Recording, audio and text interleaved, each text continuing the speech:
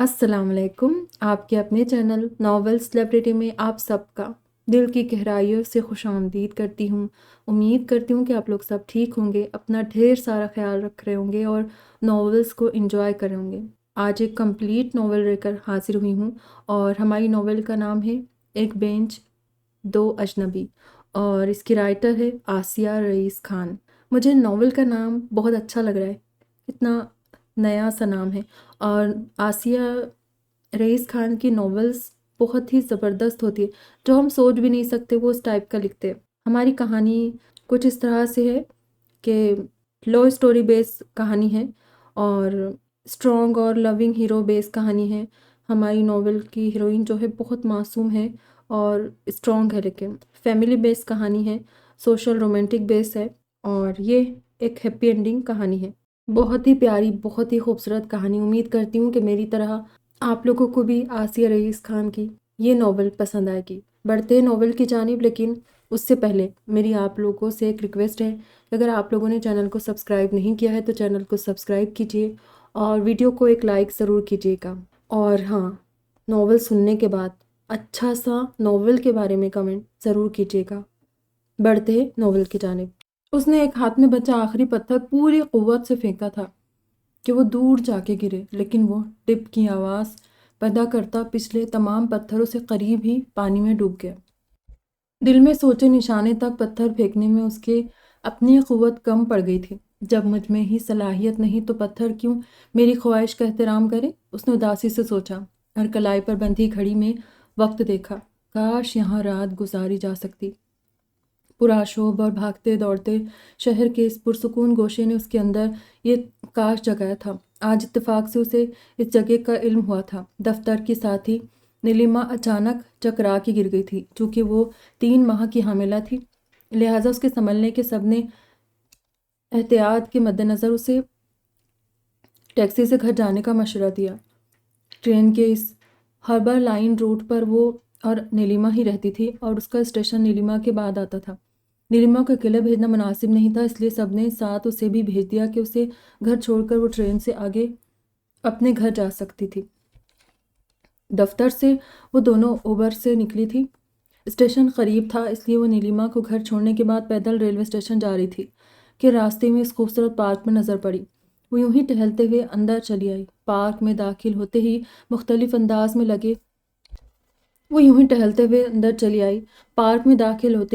انداز میں لگے خوبصورت پودے، پبلک جم اور گھاس کا کتا نظر آیا۔ یہاں ہر عمر کے افراد بیٹھے تھے۔ وہ درمیانی روش پر چلتی آگے بڑھی۔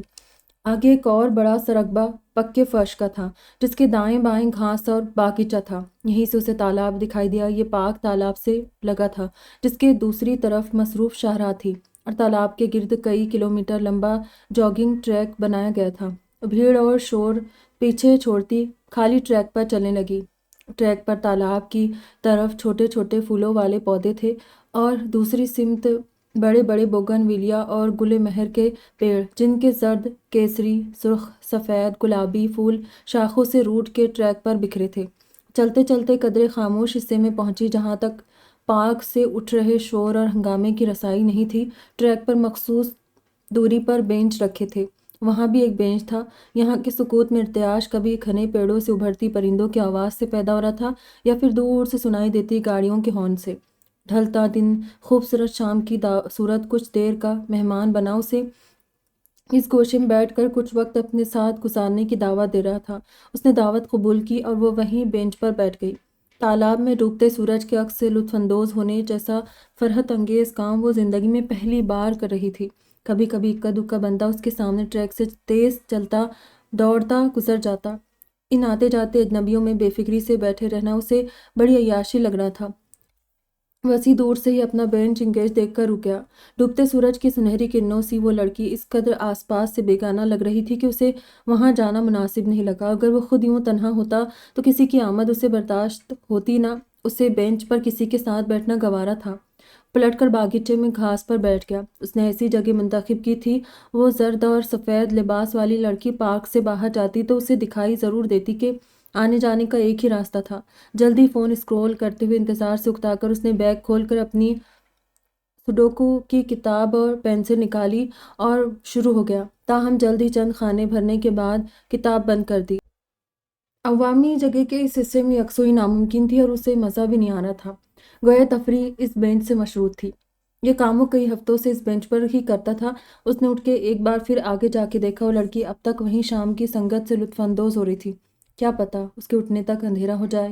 اس نے فون نکال کر ٹرین کا وقت دیکھا، 7 منٹ بعد اگلی ٹرین تھی۔ آج کی شام تمہیں دے دی۔ اس نے اجنبی لڑکی کو دیکھتے ہوئے اپنی شاہانہ مروت کا اظہار کیا اور باہر کی طرف چل پڑا۔ اسے کہاں علم تھا یہ شام شاموں کی اس زنجیر کی پہلی شام تھی جو اسے مقید کرنے کے لیے تیار ہونے جا رہی تھی۔ اندھیرا ہونے لگا تو سمرین کو ایک دم احساس ہوا گھر پہنچنے تک مغرب قضا ہو جائے گی۔ تیزی سے پرس اٹھا کر باہر کی طرف دوڑی۔ وہ فون میں قریبی مسجد دیکھ رہی تھی کہ اکثر بازار والے علاقے میں مسجد ہو تو وہاں خواتین کا الگ انتظام مل جاتا تھا۔ آس پاس کوئی مسجد تو نہیں تھی، لیکن ایپ اسٹیشن کے قریب شاپنگ پلازا میں نماز کی جگہ دکھا رہا تھا جو پارک کے سامنے ہی تھا۔ وہ فون پرس میں رکھ کر اسی عمارت کی طرف بڑھ گئی۔ اپنے اسٹیشن کے باہر وہ رکشہ کے لیے قطار میں لگی تو روز کے مقابلے آج چہرہ تھکن کے باوجود کھلا سا تھا، ورنہ ٹرین کے دھکے کھانے اور دفتر کے کام کے بعد روز اس وقت اس پر اتنی تھکن سوار ہوتی تھی کہ کسی روبوٹ کی طرح ہاتھ پیر ہلا کر گھر پہنچتی تھی۔ آس پاس پھیلی چہروں کی بھیڑ اور آوازوں کا بازار ہوتے ہوئے بھی وہ اس وقت ساری دنیا میں تنہا ہوتی۔ لوگوں کی ہنسی، اکتاہٹ، غصہ، جھنجھلاہٹ کچھ بھی اس پر اثر انداز نہیں ہوتا تھا۔ اسے گھر پہنچ کر بستر پر جانے کی جلدی ہوتی تاکہ اگلی صبح وہ وقت پر بیدار ہو اور اس کی ٹرین نہ چھوٹے۔ صبح دفتر جانے والوں کے لیے منٹ منٹ کا حساب قیمتی ہوتا ہے کہ 1 منٹ کی دیری سے ٹرین چھوٹ گئی تو آگے کا سارا معمول بگڑ جاتا ہے۔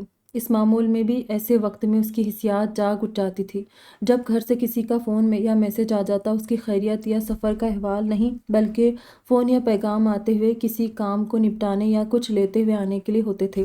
جیسے اس وقت فرزانہ نے فون کیا تھا، آتے ہوئے لکی سے سالن لیتے آنا، میرے سر میں درد ہے۔ اور وہ جو نظروں سے آس پاس کے لوگوں کو دیکھنے لگی، کہیں کسی نے سن تو نہیں لیا کہ اس کی حیثیت گھر میں اتنی ہی ہے وہ کمائے اور ان کا حکم بجا لائے۔ اس کے اندر یہ ڈر بڑا گہرا تھا کہ گھر والوں کے رویے پر اس کے اندر کی شرمندگی باہر کسی کو پتہ نہ چلے۔ یہ خواہش کبھی اس کے اختیار میں نہیں رہی تھی۔ جہاں گھر سے کسی کا فون یا پیغام آتا اس کی ساری حسیات جاگ جاتی، اسے لگتا ہر کوئی اسے دیکھ رہا ہے، اس کے فون کو سن رہا ہے، اس کے فون میں موصول ہوا پیغام پڑھ رہا ہے، اور اب سب اسے طنزیہ مسکراہٹ اور تمسخرانہ ہنسی کے ساتھ دیکھنے لگے کہ اس خود ساختہ تصور کو حقیقت میں دیکھنا اس کی زندگی کا سب سے بڑا خوف تھا۔ گھر چلانے میں اس کا سب سے بڑا حصہ تھا، لیکن اس کا صلہ و توصیف تو دور کوئی اعتراف تک نہیں کرتا تھا۔ ان سب میں وہ واحد تھی جو اپنی ضروریات پر ہی خرچ کرتی تھی۔ اکثر ہی اکاؤنٹ بیلنس اور کارڈ کا بل دیکھ کر اسے اپنا من ماننا پڑتا جس کے خالی اور لمبا ہونے میں اس کا ہاتھ نہیں تھا۔ اگر وہ گھر بیٹھ جاتی تو باقی تینوں کے شوق اور شاہ خرچیاں ناممکن تھی، لیکن ماں اس کے وہ تینوں بھی جانتے تھے کہ ایسا وہ کبھی کرے گی نہیں۔ اسے اپنے اور باقی سب کے کھانے کے لیے خود ہی جاتے ہوئے سالن لینا تھا، اور سر درد کا مطلب تھا روٹی بھی نہیں بنی ہوگی۔ چاول دن کے بچے ہو تو مل سکتے تھے، ورنہ گھر جا کے کپڑے بدلنے سے پہلے اسے پریشر کوکر میں چاول رکھنا ہوگے۔ اس خود غرضی بے حسی سے زیادہ وہ اپنی ناقدری ساری دنیا سے چھپانا چاہتی تھی۔ قطار آگے کھسکی اور وہ رکشہ میں سوار ہو گئی۔ اپنی گلی سے قریبی موڑ پر اتر کے اس نے ڈرائیور کو کرایہ دیا اور گھر کی طرف چل پڑی۔ لکی پر رک کر سالن لیا تو ساتھ تندوری روٹی بھی لے لی کہ بھوک بہت لگی تھی۔ اس کی خوشبو نے آج تندوری روٹی کھانے کی خواہش جگا دی تھی۔ اندر ٹی وی چل رہا تھا، بگ باس کی آوازیں باہر تک آ رہی تھی۔ السلام علیکم۔ اس کی آواز اس شور میں گم ہو گئی۔ سب نے ایک نظر اس پر ڈال کر رخ پھر ٹی وی کی سمت کر لیا۔ اس نے چپلیں اتاری اور پہلے باورچی خانے میں جا کر پرس سے اپنا چھوٹا سا ٹفن اور پارسل سلیب پر رکھا جہاں شام کی چائے کے برتن پھیلے تھے، ساتھ ہی سامبر کی نچڑی، پلاسٹک کی تھیلیاں اور اڈلی کے باقیات بھی موجود تھے۔ کمرے میں آ کر اس نے پرس رکھا، دوپٹہ اتارا، کان سے ایئرنگز اور کلائی سے گھڑی اتار کے ہال کے گوشے میں بنے غسل خانے میں چلی گئی۔ منہ ہاتھ دھو کر باہر نکلی تو بگ باس ختم ہو گیا تھا اور افضل باورچی خانے میں تھا۔ امبر، دستر بچھا لو۔ فرزانہ نے دیوان پر لیٹے لیٹے ہی ریموٹ سے چینل بدل رہی امبر کو آواز دی۔ اس نے کمرے میں آ کر تولیے سے ہاتھ منہ پوچھا اور دروازہ بند کر کے کپڑے تبدیل کرنے لگی۔ کچھ دیر بعد کاٹن کی نائٹی پر دوپٹہ گلے میں ڈال کر باہر آئی تو افضل دیوان پر پلیٹ میں کھانا لیے تیزی سے نوالے نگل رہا تھا۔ 2 منٹ رک جاتے، سب بیٹھ ہی رہے تھے۔ اس نے فریج سے پانی کی بوتل نکالتے ہوئے کہا، مجھے باہر جانا ہے، دیر ہوگی۔ اسے دیر بگ باس ختم کرنے کے بعد ہی ہو رہی تھی۔ روٹیاں کیوں لی؟ تمہیں صرف سالن کہا تھا۔ فرش پر بیٹھتے فرزانہ کو دسترخوان پر رکھی روٹیاں نظر آئیں۔ اتنی مہنگی دیتا ہے وہ۔ انہوں نے دو روٹی اٹھا کے اپنی پلیٹ میں رکھی، وہ کچھ کہے بنا اپنی پلیٹ میں سالن نکالنے لگی۔ اس سے اچھا تھا کوک لے آتی۔ امبرین نے بیٹھتے ہوئے چاول کا پیالہ، اچار کی بوتل دسترخوان پر رکھی اور سالن پلیٹ میں نکالنے سے پہلے فوائل میں رکھی آخری روٹی اٹھا لی۔ سمرین نے اسے ذرا دیر دیکھا اور شاید نظروں سے ہی اسے احساس ہو جائے، لیکن وہ امبر تھی۔ آخر اسے دوپہر کے چاولوں کا پیالہ قریب کھینچنا پڑا۔ اس کی معقول ملازمت تھی، ابو کی پینشن ملتی تھی، افضل بھی کالج کے ساتھ ساتھ کوئی نہ کوئی کام کرتا رہتا تھا۔ اب امبر بھی اپنے کام سے کما رہی تھی، لیکن مہینے کا آخری آتے آتے کتنے ہی کام اس کی اگلی تنخواہ کے محتاج ہو جاتے تھے، جس کی سب سے بڑی وجہ تھی تو ان کی شاخ خرچیاں تھی، لیکن وہ بھی سنبھالی جا سکتی تھی اگر گھر چلانے کا کوئی نظام اور بجٹ ہوتا۔ تینوں ہی پیسے، بچت اور مستقبل کی پرواہ کیے بنا اپنی دنیا اور خواہشات کی تکمیل میں گم تھے۔ جو ہے بس آج ہے، اسی اصول کے تحت اپنی زندگی جی رہے تھے۔ ان کی لغت میں کمپرومائز جیسا لفظ نہیں تھا۔ کھانے کے بعد اس نے دسترخوان اور باورچی خانہ سمیٹا۔ امبرین اگر کھانا لگا دیتی تو پھر اٹھاتی نہیں تھی، اور وہ اسے مل جل کر کام کرنے کی عادت کہتی تھی۔ اس نے پہلے فریج میں صبح کے لیے کچھ ہے یا نہیں دیکھا۔ 2 شملہ مرچ اور ٹماٹر تھے۔ اسے شملہ مرچ پسند تو نہیں تھی، لیکن اب کوئی چارہ نہ تھا۔ وہ لکی سے سالن لینے کی فکر میں سبزی لینا بھول گئی تھی۔ اس کے بعد کمرے میں آ کر اس نے اگلے دن کے کپڑے نکال کر استری کیا اور پھر نماز پڑھ کے بستر پر آ گئی۔ کچھ دیر فون میں مختلف سوشل میڈیا ایپس دیکھتی رہی، پھر بتی بجھا کے کروٹ بدلتے ہوئے آنکھیں بند کر لی۔ کل بھی اس ٹریک پر جاؤں گی۔ بند آنکھوں کے پیچھے وہ منظر جھلملایا تو اس نے فیصلہ کیا۔ روز کی طرح افضل جا چکا تھا۔ فرزانہ باہر نکل کر پڑوسیوں کے ساتھ غیر حاضر پڑوسنوں اور سیریلوں پر تبادلہ خیال میں مصروف تھی، اور امبرین ٹی وی دیکھ رہی تھی۔ غریب طبقے کے علاقے میں ان کی چول ہی تھی، جہاں متوسط اور مالی طور پر مستحکم طبقہ آباد تھا۔ وہ سب اس امید پر برسوں سے ٹکے تھے کہ کبھی تو وہاں چول ٹوٹ کر ٹاور بنے گا اور انہیں اس میں فلیٹ ملے گا۔ اس کے امی ابا نے بھی 2 کمروں اور باورچی خانے پر مشتمل مکان اسی لیے نہیں چھوڑا تھا، اور ابا کے بعد یہاں رہنا مجبوری تھی کہ اس کے علاوہ کوئی اور ٹھکانہ نہیں تھا۔ امرین بھی اسی کمرے میں سوتی تھی، لیکن اس کی رات 12 بجے کے بعد شروع ہوتی تھی۔ اسے پڑھنے کا شوق نہیں تھا۔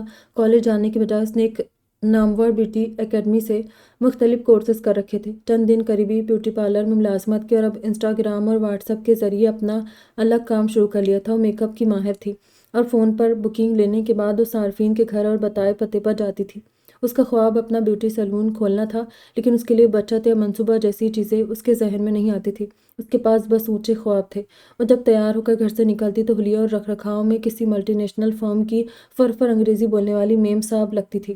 اس کے مقابلے سمرین دھیمے انداز کی، پراعتماد اور اپنے آپ میں رہنے والی لڑکی تھی۔ پہننے اور اوڑھنے اور رکھ رکھاؤ کا سلیقہ اور شوق اس سے بھی تھا، لیکن اس کی پسند اور انداز سادہ، دھیما اور محتاط تھا۔ ان دنوں اس کی دفتر کی شفٹ 8 سے 4 تھی، اس لیے اسے صبح 6 بجے گھر سے نکلنا پڑتا، اور اس کے لیے ضروری تھا کہ وہ 4 بجے اٹھ جائے۔ پارک میں داخل ہوتی اس کی طبیعت شاد ہو گئی۔ نم سی خوشبو کے ساتھ ہریالی پر نگاہ پڑتی لبوں پر مسکراہٹ رنگ گئی۔ آج یہاں اس کا چوتھا دن تھا، اور وہ اپنے نئے معمول سے خوش تھی۔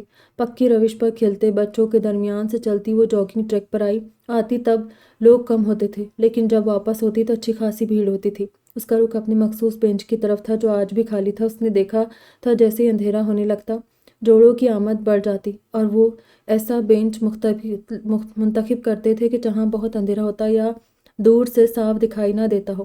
ابھی وہ پرس رکھ کر بیٹھنے ہی لگی تھی کہ بینچ کی پشت پر لگی اسٹیکی نوٹ دیکھ کر ٹھٹک گئی۔ اس نے جھک کر قریب سے دیکھا۔ آپ اپنا وقت نہیں بدل سکتی؟ وہاں انگریزی میں سوالیہ نشان کے ساتھ لکھا تھا۔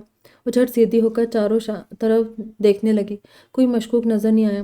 ایک بزرگ انکل تیزی سے وہاں سے گزر رہے تھے، اور دوسری طرف سے ایک لڑکی ٹریک سوٹ میں ایئر پوڈز کان میں لگائے دوڑتی نظر آئی۔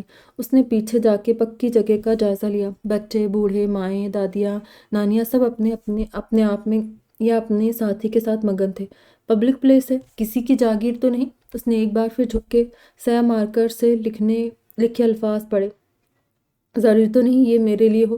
وہ اسٹیکی نوٹ سے دور ہو کے بینچ پر بیٹھ گئی۔ سر جھٹک کے اس نے پرس سے گرما گرم وڑا پاؤ نکالا اور کھانے لگی۔ یہاں تنہا بیٹھنا بڑی آزادی محسوس ہونے لگا تھا، جہاں کوئی دیکھنے والا تھا نہ کوئی جاننے والا، یوں انجان اور بے نام بن اجنبیوں کو دیکھنا اچھا لگتا تھا۔ وہ کبھی تالاب کے ٹھہرے پانی پر نظر جما دیتی تو کبھی تالاب کی دوسری طرف مصروف شاہراہ پر دوڑتی گاڑیاں اپنی جانب متوجہ کر لیتی تو کبھی سامنے سے جاگنگ واکنگ کرتے لوگوں کو موڑ پر غائب ہونے تک دیکھتی رہتی، سوچے ادھر ادھر بھٹکتی رہتی۔ جب سورج منہ چھپانے کے قریب ہوا تو وہ ایپ میں ٹرین کا وقت دیکھ کر کھڑی ہو گئی۔ مچھروں کا بڑھتا جھنڈ اس سے زیادہ بیٹھنے کی اجازت نہیں دیتا تھا۔ پرس اٹھاتے ہوئے اس کی نگاہ پھر اس پیلے نوٹ پر پڑی۔ کچھ سوچ کر اس نے پرس سے قلم نکالا اور نیچے لکھا، نو، اگر میرے لیے ہے تو مجھے جواب دینا چاہیے۔ قلم واپس پرس میں رکھتے ہوئے اس نے سوچا، ہیلو۔ اس نے فرینکی کا بڑا سا لقمہ لیا تھا اور اب اس اجنبی کو سر پر کھڑے دیکھ وہ جلدی سے حلق میں اتارا نہیں جا رہا تھا کہ وہ اسے جواب دیتی۔ اس نے پرس میں ہاتھ ڈال کے پانی کی بوتل نکالی جو باہر آتے ہاتھ سے چھوٹ گئی۔ اس کے جھکنے سے پہلے اس اجنبی نے بوتل اٹھائی، اسے ہاتھ سے صاف کیا، پھر ڈھکن کھول کے اس کی طرف بڑھائی۔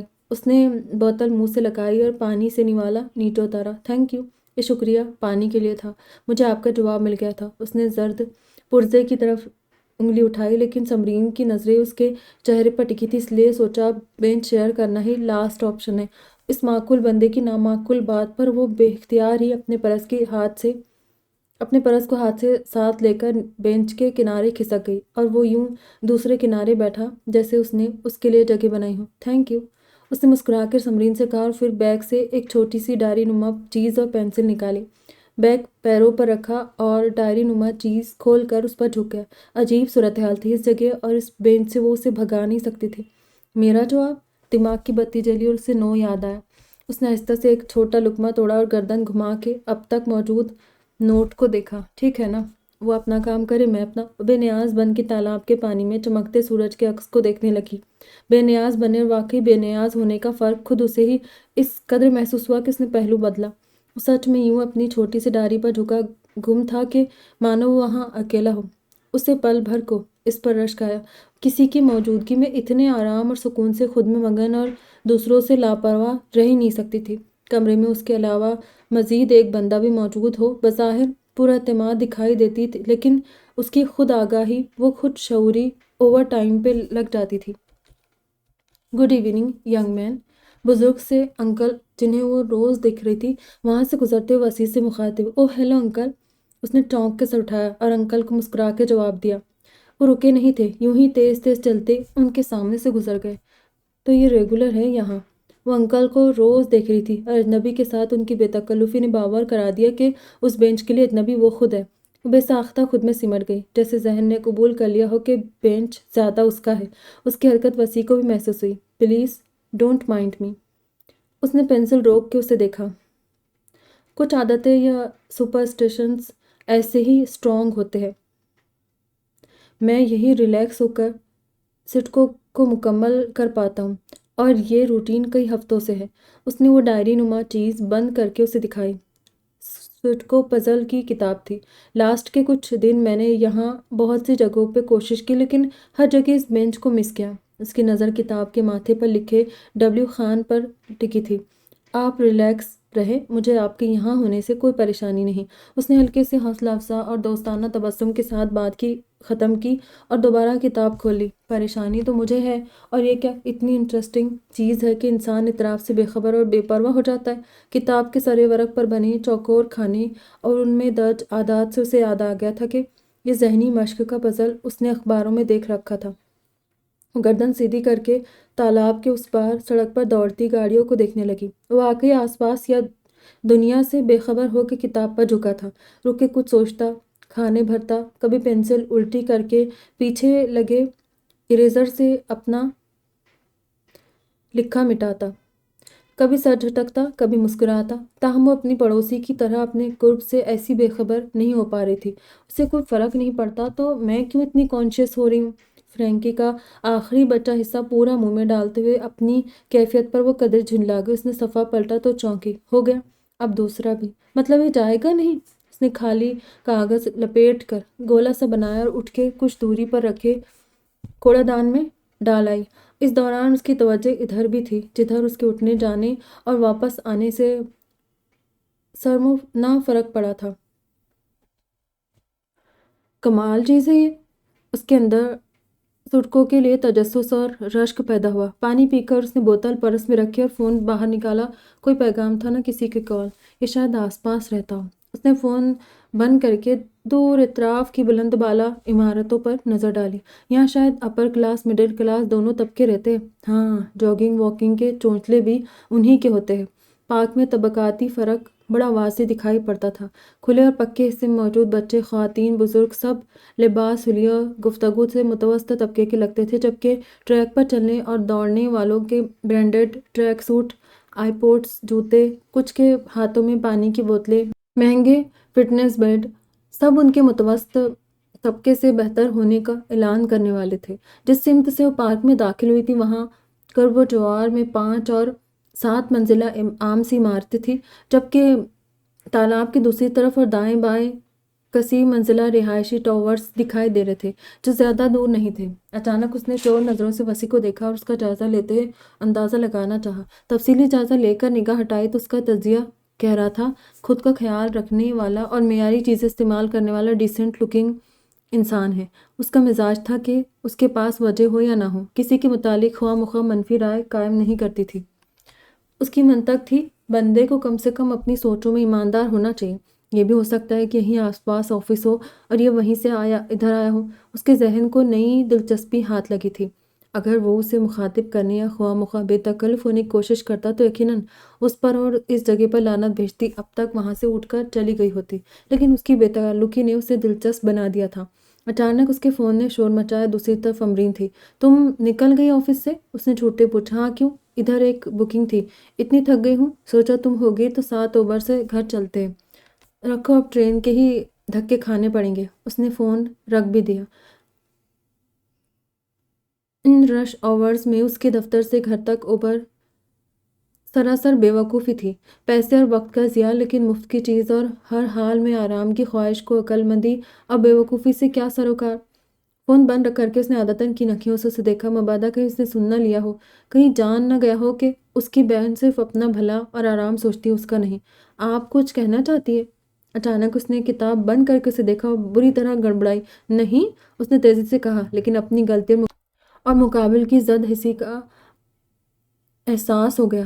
وہ کتنی بار کی نکھیوں سے اس کی سمت دیکھ چکی تھی۔ دراصل اپنی بد اخلاق سی حرکت کی شرمندگی مٹانے اس نے جھوٹ کا سہارا لیا۔ مجھے تجسس ہو رہا ہے، کیا یہ پزل اتنا انٹرسٹنگ ہوتا ہے؟ میں نے کبھی اسے حل کرنے کی کوشش نہیں کی نا، کسی اور کو کرتے دیکھا۔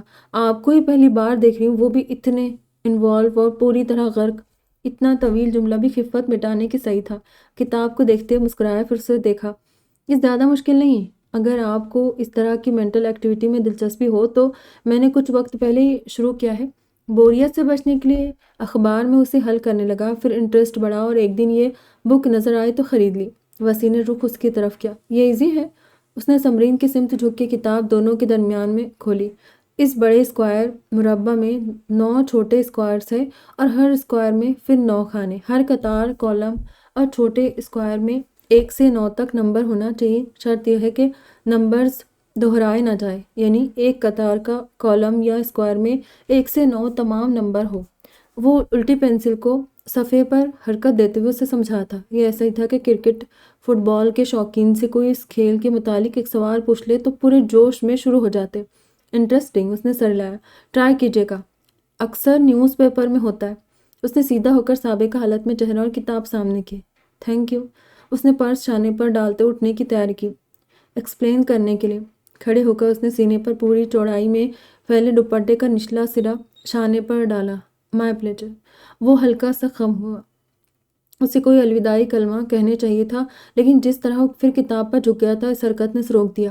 وہ ایک نظر اس کے جھکے سر کو دیکھتی آگے بڑھ گئی۔ اس کے دائرہ نگاہ سے غائب ہونے کے بعد بھی وسیع نے سر نہیں اٹھایا تھا۔ وہ سونے لیٹی تو الارم لگانے کے بعد فون رکھنے کی بجائے گوگل کے سرچ بار میں سٹکو لکھا۔ تم سوئی نہیں اب تک؟ نہ جانے کتنا وقت ہو گیا تھا۔ جب امرین نے آ کر ٹوکا تو چونکی۔ سو گئی تھی، آفس کا میسج تھا۔ اس نے فون بند کر کے تکیے کے پاس رکھ کر کروٹ بدل لی۔ میرے بس کی بات نہیں۔ اتنی دیر دماغ لگانے کے بعد اس نے ہار مان لی۔ لفٹ رکی تو سامنے بغل والے میاں بیوی بچوں کے ساتھ کھڑے تھے۔ ان کا حلیہ بتا رہا تھا، وہ نیچے ٹہلنے اور بچوں کو کچھ دیر کھلی فضا میں کھیلنے کودنے کی خاطر جا رہے تھے۔ ہیلو، اس نے مسکرا کے باہر نکلتے شائستگی سے سب کو مخاطب کیا۔ گڈ ایوننگ انکل، چھوٹی بچی نے سب سے اونچی اور پرجوش آواز میں جواب دیا۔ اس کی خوش دلی کا جواب اسی خوشی سے دیتے وہ سب خالی لفٹ میں داخل ہو گئے۔ اس قطار میں بنے 4 فلیٹوں میں وسیع کا فلیٹ سب سے آخری تھا۔ بیگ سے چابی نکال کے اس نے دروازہ کھولا اور چابی دوبارہ بیگ میں رکھتے ہوئے اندر آ گیا۔ یہاں پچھلے 1.5 سال سے رہ رہا تھا۔ شہر کے دور دراز علاقے میں جب اس نے یہ فلیٹ بک کیا تب علاقہ سنسان اور ویران جنگل تھا، جہاں شہر اور قریبی اسٹیشن یا بس اسٹاپ تک آنے جانے کی کوئی سہولت نہ تھی۔ لیکن یہی وجہ تھی، بہت ساری سہولتوں کے ساتھ اس پریمیم پراپرٹی کی قیمتیں نہایت کم تھیں۔ اب تکمیل کے 4 سال بعد اس ویران اور سنسان جنگل کا پتہ نہ تھا۔ آس پاس مزید عمارتوں نے آبادی اور رونق بڑھا دی تھی اور نقل و حمل کی سہولتیں بھی دستیاب تھیں۔ اس سے قبل 3 سال اس نے کرائے کے مکانوں میں گزارے تھے اور اس سے قبل وہ اپنے والدین اور بھائیوں کے ساتھ والدین کے گھر میں رہتا تھا۔ عام سا گھرانہ تھا جہاں اس کی امی ریحانہ اور اس کے ابا شاکر علی میں ہمیشہ پیسوں کو لے کر کھٹ پٹ رہتی۔ ریحانہ کی کوشش ہوتی وہ شوہر سے زیادہ پیسہ وصول کرے اور شاکر علی گن کے خرچ دیا کرتے۔ دونوں خود پر اور اپنے شوق پر پیسہ اڑانے سے ذرا نہیں ہچکچاتے تھے۔ بڑے بھائی کی نوکری لگتے ہی ان کی تنخواہ پر بھی ان دونوں کی نظر رہنے لگی۔ شاکر علی نے پہلے بیٹے کے وقت ہی اصول مرتب کر دیا کہ سب بچے تنخواہ باپ کو دیا کریں گے، جبکہ ریحانہ ماں والا بلیک میل استعمال کرتی تھی۔ بات محض پیسوں کی کھینچا تانی تک محدود نہیں تھی۔ ماں باپ کو دیکھ کر وہ سب بھی اپنا بھلا اور فائدہ دیکھنے کے عادی ہو گئے تھے۔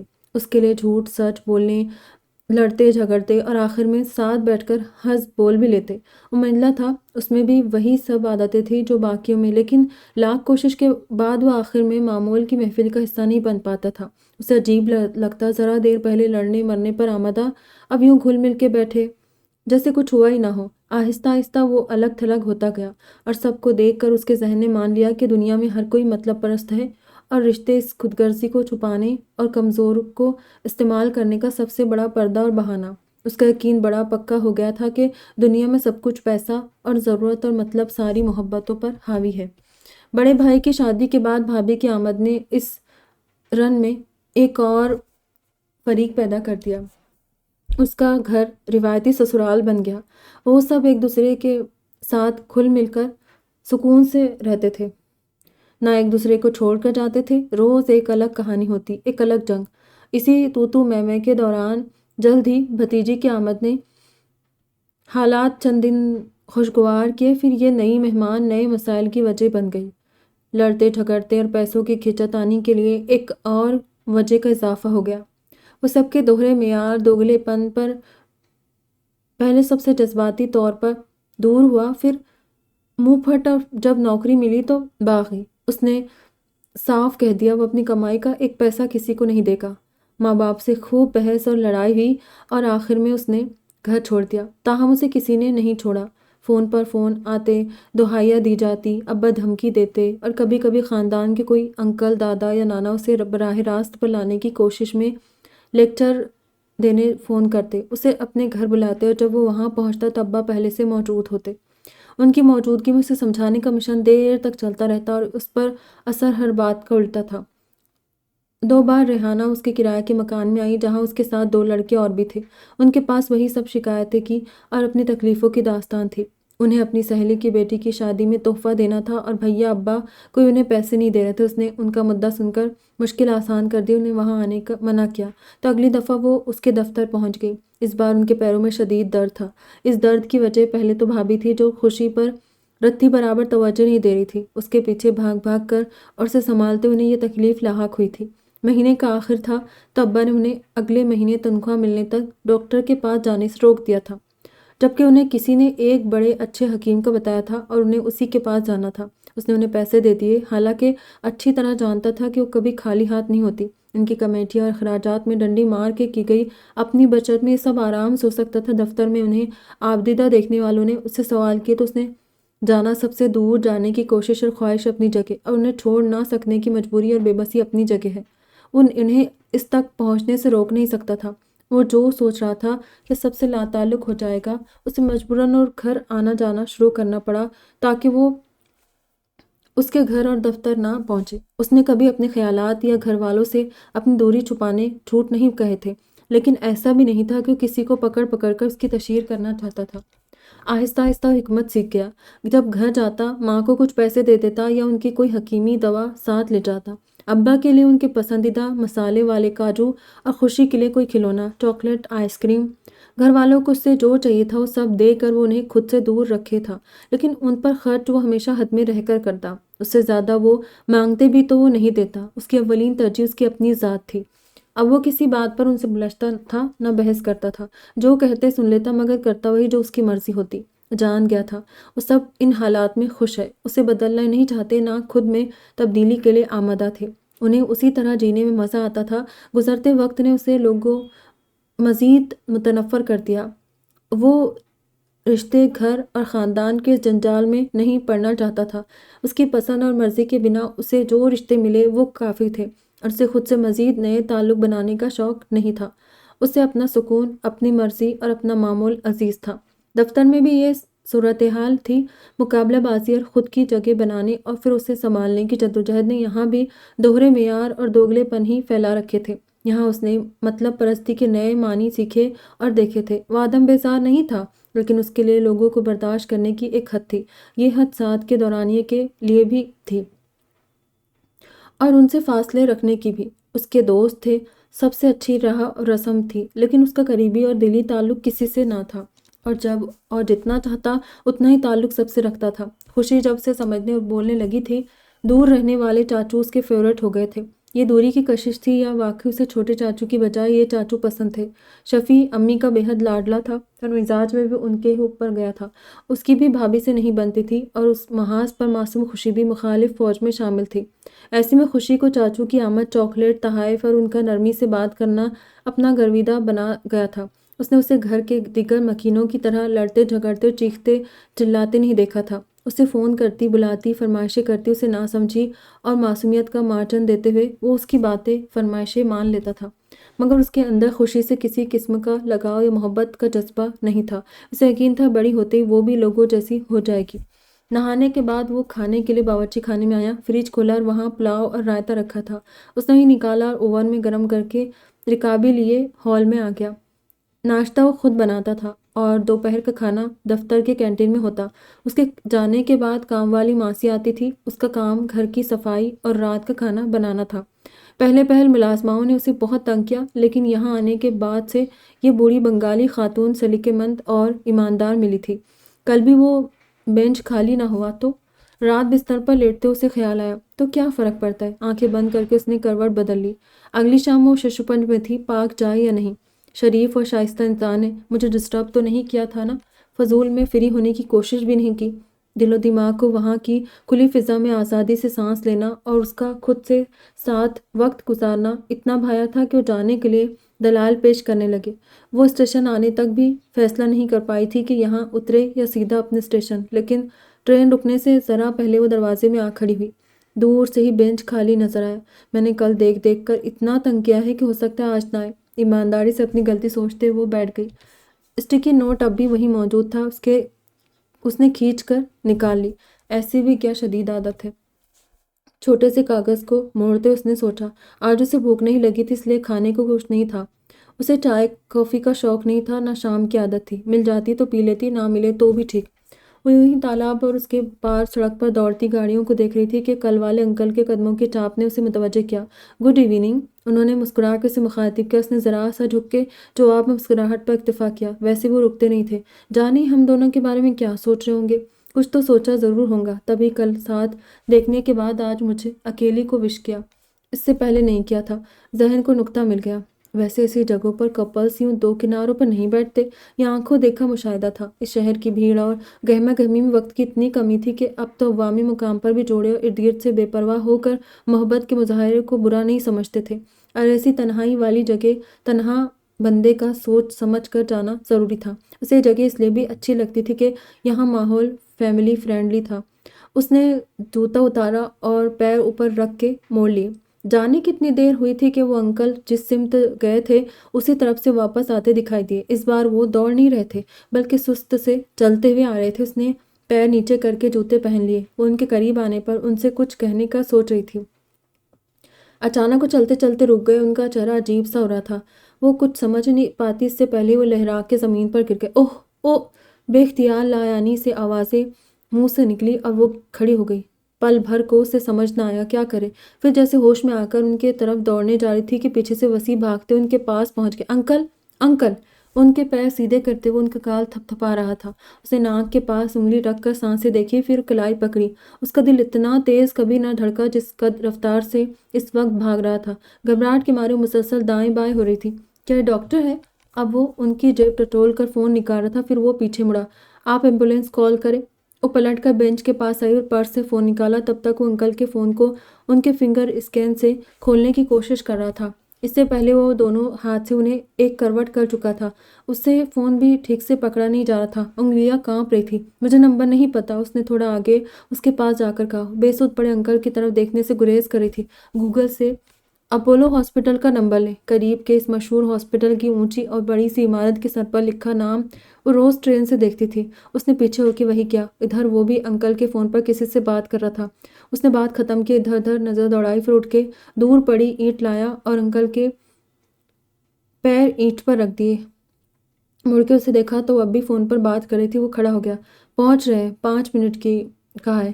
وہ فون بند کر کے پھر تھوڑا قریب آئی۔ کیا یہ وہ سوال مکمل نہ کر سکی۔ ان کی سانسیں چل رہی ہیں۔ وسیع نے کہا، آپ یہاں رکے، میں گیٹ پر جاتا ہوں تاکہ ایمبولینس والوں کو یہاں لا سکوں۔ نہیں، اس نے تیزی سے کہا، دل ابھی تک بے قابو تھا۔ آپ رکے، میں جاتی ہوں۔ اسے ایک بے ہوش انسان کے پاس رکنے سے زیادہ مناسب باہر انتظار کرنا لگا۔ اس نے اسے صورتحال سے نمٹتے دیکھا تھا۔ اس نے جو کیا وہ یہ سب نہیں کر پاتی۔ وہ تو اب تک خود پر قابو نہیں پا سکی تھی۔ اوکے، مان گیا اور پھر انکل کے پاس نیچے بیٹھ گیا۔ فون ہاتھ میں لیے پرس وہیں چھوڑ کے باہر کی طرف بھاگی۔ 5 منٹ میں ایمبولینس آگے اسٹریچر کے ساتھ عملے کو لیے اس جگہ پہنچی تو وسیع فون پر کسی سے بات کر رہا تھا۔ انہوں نے اپنی کارروائی مکمل کی، وسیع سے چند سوال پوچھے اور انکل کو اسٹریچر پر ڈال کر لے گئے۔ وسیع نے عملے کے ایک فرد سے فون پر انکل کی بیٹی کی بات کروائی تھی۔ ایمبولینس آنے کے بعد وہاں کافی بھیڑ اکٹھا ہو گئی تھی۔ کیا ہوا؟ کیسے ہوا؟ کون ہے؟ جیسے سوال پوچھنے والے بھی کم نہ تھے، لیکن اسٹریچر کے پیچھے پیچھے ہجوم بھی چلا گیا۔ وہ ٹھیک ہے نا یا نہیں ہمیں کیسے پتہ چلے گا؟ بینچ پر واپس بیٹھتے اس سے سوال خیال آ گیا۔ ہمیں نہیں پتہ چلے گا، وہ بھی دوسری طرف بیٹھ چکا تھا۔ اوف، یاد ہی نہیں رہا ان کا یا فیملی ممبر کا فون نمبر ہی لے لیتے۔ اس نے افسوس کیا۔ بیگ کھول کر اپنی کتاب نکال رہا تھا۔ سمرین نے حیرت سے اسے دیکھا۔ ان کے لیے اتنا سب کرنے کے بعد وہ ایک دم بے نیاز ہو گیا تھا۔ انکل آپ سے بات کرتے تھے، آپ تو جانتے ہوں گے انہیں۔ مجھ سے بات نہیں کرتے تھے، جاگنگ کرتے ہوئے ہائے ہیلو ہو جاتی تھی۔ مجھے ان کا نام بھی نہیں پتہ ہے۔ اس نے کتاب کھول کر مطلوبہ صفحہ نکالنے کے بعد اس کی غلط فہمی دور کی۔ تو آپ کو پہلے کہنا چاہیے تھا، میں سمجھتی رہی آپ جانتے انہیں۔ اسے ان کی خبر نہ مل پانے کا افسوس تھا۔ وسیع کو ایسے خواہ ہمدردیاں اور فکر جتانے والے پسند نہیں تھے، لیکن اس میں کچھ بات تھی کہ وہ سر جھٹک کے واٹ ایور کہتا اس کی طرف سے منہ نہیں موڑ سکا۔ وہ ٹھیک ہی ہوں گے، اس ایج میں اسٹروک ہوتے رہتے ہیں اور لوگ اچھے بھی ہو جاتے ہیں۔ اس نے عادت کے خلاف تسلی دی۔ اوہ، آپ ڈاکٹر ہیں؟ خوش اور مطمئن ہوئی۔ نہیں، وہ ہنس دیا، میں ڈاکٹر نہیں ہوں، اندازے سے بات کر رہا ہوں کہ اسٹروک ہوا ہوگا۔ اچھا؟ خوشی اور اطمینان ہوا ہوا۔ اچانک نئے خیال نے اسے پریشان نہیں کیا۔ ان کے فیملی ممبر، کیا وہ ایمبولینس پہنچنے تک آ گئے ہوں گے؟ ورنہ تو ہاسپٹل والے بنا اٹینڈنٹ کے پیشنٹ کو دیکھے گئے ہی نہیں۔ اس کے چہرے پر خالص تشویش تھی۔ یہ بہت بڑی ڈرامہ باز ہے یا اندر سے طنزیہ آواز ابھری۔ وہ کبھی لوگوں پر اور ان کے ظاہر پر اعتبار کرنے میں جلد بازی نہیں کرتا تھا، اور اس معاملے میں اس کی سبق خرامی تاعمر تک سفر میں رہنے والی تھی۔ انکل کی بیٹی نے فرسٹ ایڈ ورکر کو ان کے ڈاکٹر کا نام بتا دیا تھا۔ وہ اس ہاسپٹل کے ریگولر پیشنٹ تھے۔ ہیں؟ اس نے جلدی سے تصحیح کی۔ ہیں۔ اس کے چہرے پر اطمینان پھیلا اور وسیع کتاب کی سمت متوجہ ہوا۔ کچھ دیر کی خاموشی کے بعد وہ پھر گویا ہوئی۔ اس عمر کے بزرگوں کے گھر والے تو ہمیشہ ٹینشن میں رہتے ہوں گے جب تک وہ واپس نہ آ جائے۔ ویسے انہیں کہتے ہوئے اس کی گردن موڑی اور اسے کتاب پر پینسل چلاتے دیکھ کے رک گئی۔ اس کے رکتے ہوئے وسیع نے اسے دیکھا۔ سوری، اس نے جھٹ کہا۔ دونوں کو غلطی کا احساس ہوا تھا۔ سمرین نے جانا کہ یہ واقعہ اس کے لیے عام سی بات ہے، وہ اسے بھول چکا ہے، اور وسیع کو ادراک ہوا کہ اس نے کسی کو گش کھا کے گرتے اور اتنی دیر بے ہوش پہلی بار دیکھا۔ It's okay. اس نے کتاب بند کر دی۔ آج سب کچھ معمول سے ہٹ کے ہو رہا تھا۔ ہم جو کر سکتے تھے ہم نے کیا، اب آگے ڈاکٹرز کے ہاتھ میں ہے۔ انکل، اچھی بات یہ ہے کہ انہیں فوراً مدد اور मेडिकल अटेंशन मिल गई, वरना ये भी हो सकता था कि बहुत देर बाद कोई उन्हें ट्रैक पर बेहोश देखता। अच्छा हुआ आप आ गए, वरना मुझे नहीं पता मैं क्या कर पाती। ज़्यादा से ज़्यादा इधर जाके कुछ और लोगों को इकट्ठा कर लेते। उसने हाथ से बागीचे की सिमत इशारा किया। तन्हा गिरे रहने से वो भी ठीक होता, किसी तरह मदद मिल जाती। उसने सर हिलाया और पर्स से पानी की बोतल निकाली और वसी ने किताब बैग में रखी। सॉरी, बोतल खोलकर मुंह तक ले जाते हुए रुक गई। मेरी बातें, आप यहाँ एक्सोई से पजल हल करने आते हैं और मैं आपको डिस्टर्ब कर रही हूँ। आप करें, मैं जाती हूँ। वो पानी पिए बिना बोतल का ढक्कन लगाने लगी। पहले आप पानी पी ले। उसने मुस्कुरा के बोतल की तरफ इशारा किया। वो कम ही ऐसी दिलचस्प सूरत हाल से दो चार हुआ था। समरी ने 2 घूंट लेकर बोतल परस में रख दी। आपने शायद पहली बार ऐसी सिचुएशन फेस की है, इसलिए आप थोड़ी टेंस और नर्वस है शायद, और मैं समझता हूँ मेरे पजल से ज़्यादा अहम आपका रिलैक्स होना है। उसने कुछ नहीं कहा। वो अजनबी उसकी कैफियत को समझ रहा था। ये बड़ा कामयाब तजुर्बा था, और वरना उसके लिए किसके पास फुर्सत थी। इसलिए आप करें बातें। बेंच के पुश्त पर बाजू फैलाकर सामिया बना। वो दूसरी सिमत देखते हुए धीरे से हंस दी। वसी भी मुस्कुरा दिया। मेरी दुआ है वो अंकल ठीक हो और ऐसी सिचुएशन हमारी फैमिलीज़ के साथ ना हो। खुदा न खास्ता हो भी तो हमारी तरह कोई मदद को मौजूद हो। उसने सारे खदशात मुस्बत मुमकिनात के साथ गिनवाए। ऐसा ही होगा। वो फ़ौरन कुछ कह नहीं पाया था, बल्कि वो चुप ही रहा। अगर उसकी खामोशी पर समरीन ने पुरुमीद निगाहें उस पर ना टिकाई होती। उम्र रसीदा लोग स्ट्रोक और अवामी जगह पर मदद की कमी जैसे मौज़ूआत पर कुछ देर बातें करते रहे। फिर पहले समरीन ही वहाँ से रवाना हो गई। उस रात वो अपने रवैये पर मुतहिर खुद को डांट रहा था। मुझे क्यों उसे रिलैक्स करने की फ़िक्र लाहक हुई थी। इतने ड्रामे करने वाले दरअसल अटेंशन चाहते, लेकिन वो ड्रामा तो नहीं लग रहा था। ना चाहते भी वो उस लड़की को सोच रहा था। अगले चंद दिन वो देर से आया और उसके आने के कुछ वक्त बाद वो ट्रेन का वक्त देखकर उठ जाती। वो कभी मुस्कुराहटों के तबादले पर इक्तफा करते तो कभी चंद जुमले भी बोल दिए जाते। अंकल उस दिन के बाद से दिखाई नहीं दिए थे। समरीन को अब भी उनकी फिक्र सताती रहती थी। उस दिन वो पहुंची तो वसी पहली दफ़ा उससे पहले वहां मौजूद था। उसके पास एक बच्ची और एक औरत खड़ी थी। वो बेंच के पास पहुंचकर पर्स दरमियान में रखकर बैठी और वो दोनों एक दूसरे को देखकर मुस्कुराए। आंटी, आप भी फिल कर दे। उस बच्ची ने एक पर्चा उसकी तरफ बढ़ाया। वसी के हाथ में भी वैसा ही कागज़ था। साथ खड़ी औरत जो बच्ची की माँ थी उसे समझाने लगी। वो स्कूल से मिला असाइनमेंट था, जिसमें घर के करीबी पार्क में लोगों से मिलकर ये पता करना था कि पार्क की बातें उन्हें यहाँ क्या अच्छा लगता है, क्या अच्छा नहीं लगता, यहाँ कैसा महसूस करते वगैरह। पर्चे में वो सवालात मौजूद थे जिनके उसे जवाब लिखने थे। उसने पर्स से कलम निकाला और लिखने लगी। तब तक वसी ने मुकम्मल कर लिया था। थैंक यू अंकल, बच्ची ने हिलते हुए बड़े तरन्नुम में कहा। बच्ची की माँ उसके हाथ से लेकर पढ़ने लगी। उसने भी जल्दी जल्दी मुख्तसरन सारी खाली जगह पूर करके बच्ची को पर्चा थमा दिया। उसे भी एक मुतरन्नम और लहराता शुक्रिया मिला। माँ ने वो पर्चा भी उसके हाथ से ले लिया। यू आर वेलकम, उसने खुशदिली से कहा। आप दोनों ने पाक की फेवरेट चीज़ में बेंच लिखा है, जबकि मैं सोच रही थी कि आपने एक दूसरे के नाम लिखे होंगे। उसने मुस्कुरा के यूं कहा जैसे उसे अफसोस हुआ हो। जीन्स और टॉप में मलबूस वो माँ समरीन की हम उम्र ही लग रही थी। नहीं नहीं, हम बिल्कुल अजनबी हैं, हमें एक दूसरे के नाम भी नहीं पता, वसी ने अंग्रेज़ी में कहा। ओह, उसने हैरत से दोनों को देखा। रियली वेरी सॉरी, कुछ नादिम दिखाई दी। इट्स ओके, समरीन ने नरमी से कहा। तो ये काम मैं कर देती हूँ, मुझे आप दोनों को मुतारुफ करवाने का शर्फ हासिल करने दे, उसने अंग्रेज़ी में कहा। समरीन की नरमी से उसे गोया हौसला मिला। आप हैं मिस्टर वसी खान और आप समरीन अनीस, उसने बारी बारी दोनों की तरफ इशारा करते हुए कहा। उन दोनों ने एक दूसरे को देखा। बहुत शुक्रिया आप दोनों का। वो बेटी का हाथ थाम कर आगे बढ़ गई। आपने पाक की नापसंदीदा चीज़ क्या लिखी? कुछ देर बाद समरीन ने फिजा में बिखरी अजीब सी बेआरामी दूर करने को पूछा। लोग। जवाब ऐसा था कि एकदम चुप हो गई। मतलब मैं भी? ज़रा तवक़्फ़ुफ़ के बाद उसने आहिस्ता से कहा। नहीं, गड़बड़ाया और समरीन मुस्कुरा दी। इट्स ओके, आप ऑनेस्ट है। मैं आदम बेज़ार नहीं हूँ। अलबत्ता कुछ देर और कुछ दूरी पर ही लोग बर्दाश्त होते हैं। और उसने फ़ौरन हाथ उठाया कि रुको, राय कायम करने से क़बल मुकम्मल सुन लो। ऐसा नहीं है कि मैं आपको बर्दाश्त करता हूँ, आप मेरे लिए किसी परेशानी का बास नहीं। मुस्कुराई और वसी को उसकी मुस्कुराहट इस सूरत हाल का मज़ा लेती महसूस हुई। थैंक यू, उसने इस अंदाज में शुक्रिया अदा किया कि मानो उसे तंग कर रही। अब आप ये मिसाल ही देखें, ये दो लोग हमारी सिचुएशन कितनी ऑकवर्ड करेंगे। उसी वजह से मुझे लोग नहीं पसंद, उसने जिस नरोठे अंदाज में कहा। समरीन अपनी हंसी रोक नहीं सकी, वो भी मुस्कुरा दिया। वो हमें एक दूसरे का नाम बता गए, लोग अच्छे काम भी करते हैं। समरीन अब भी मुस्कुरा रही थी। अगर हम दोनों को इंटरेस्ट होता तो हम खुद ही नाम पूछ सकते थे। یہ ہماری پرسنل اسپیس میں گھس کر ہماری اجازت کے بنا زبردستی کرنا نہیں ہوا۔ وسیع کی بات پر وہ حیران ہوئی۔ یہ بڑی معمولی بات ہے، اتنی سیریس نہیں۔ یہ سوشل دوستانہ رویہ تو معاشرے کے لیے صحت مند ہے۔ ہاں، اگر میرا نام جاننا آپ پر ظلم و جبر ہے تو بھول جائیں کہ اب میں اپنا نام تو بدل نہیں سکتی۔ ایسا نہیں ہے، مجھے آپ کا نام جاننا ظلم نہیں ہے۔ میں تو بس ایک عام بات کر رہا ہوں۔ کچھ مختلف مزاج کے لوگ ہوتے ہیں جو ایسی سچویشن سے بچنا چاہتے، اور کلیئر کر دوں کہ مجھے آپ کے یہاں ہونے سے کبھی پریشانی نہیں ہوئی، کیونکہ آپ نے معاشرے کی صحت مندی کے لیے دوستانہ رویہ روا رکھتے ہوئے مجھے ڈسٹرب نہیں کیا۔ یہ سچ تھا کہ اس نے نام کیا ہے، کیا کام کرتے ہیں، دفتر کہاں ہیں، یہاں کب سے آتے ہیں جیسی باتیں نہیں پوچھی تھی۔ ایک بار پھر شکریہ، کچھ توقف کے بعد سمرین نے دبی سی مسکراہٹ کے ساتھ کہا۔ وسیع ہنس دیا۔ ایسی وضاحت اور صفائی اس نے پہلی بار ہی دی تھی۔ لوگ میں کون کون شامل ہے؟ کچھ دیر بعد اس نے پوچھا۔ اس طرح کی انوکھی گفتگو کا اسے کبھی موقع نہیں ملا تھا۔ نہ اتنی عجیب و غریب بات کہنے والا کوئی بندہ، پھر اس کے اندر دلچسپی کیوں نہ جاگتی؟ بس آپ شامل نہیں ہیں، وسیع نے جھٹ کہا، اور سمرین کو انجانی سنسنی محسوس ہوئی۔ اور آپ کی فیملی؟ کہا نا، صرف آپ شامل نہیں، لوگ میں۔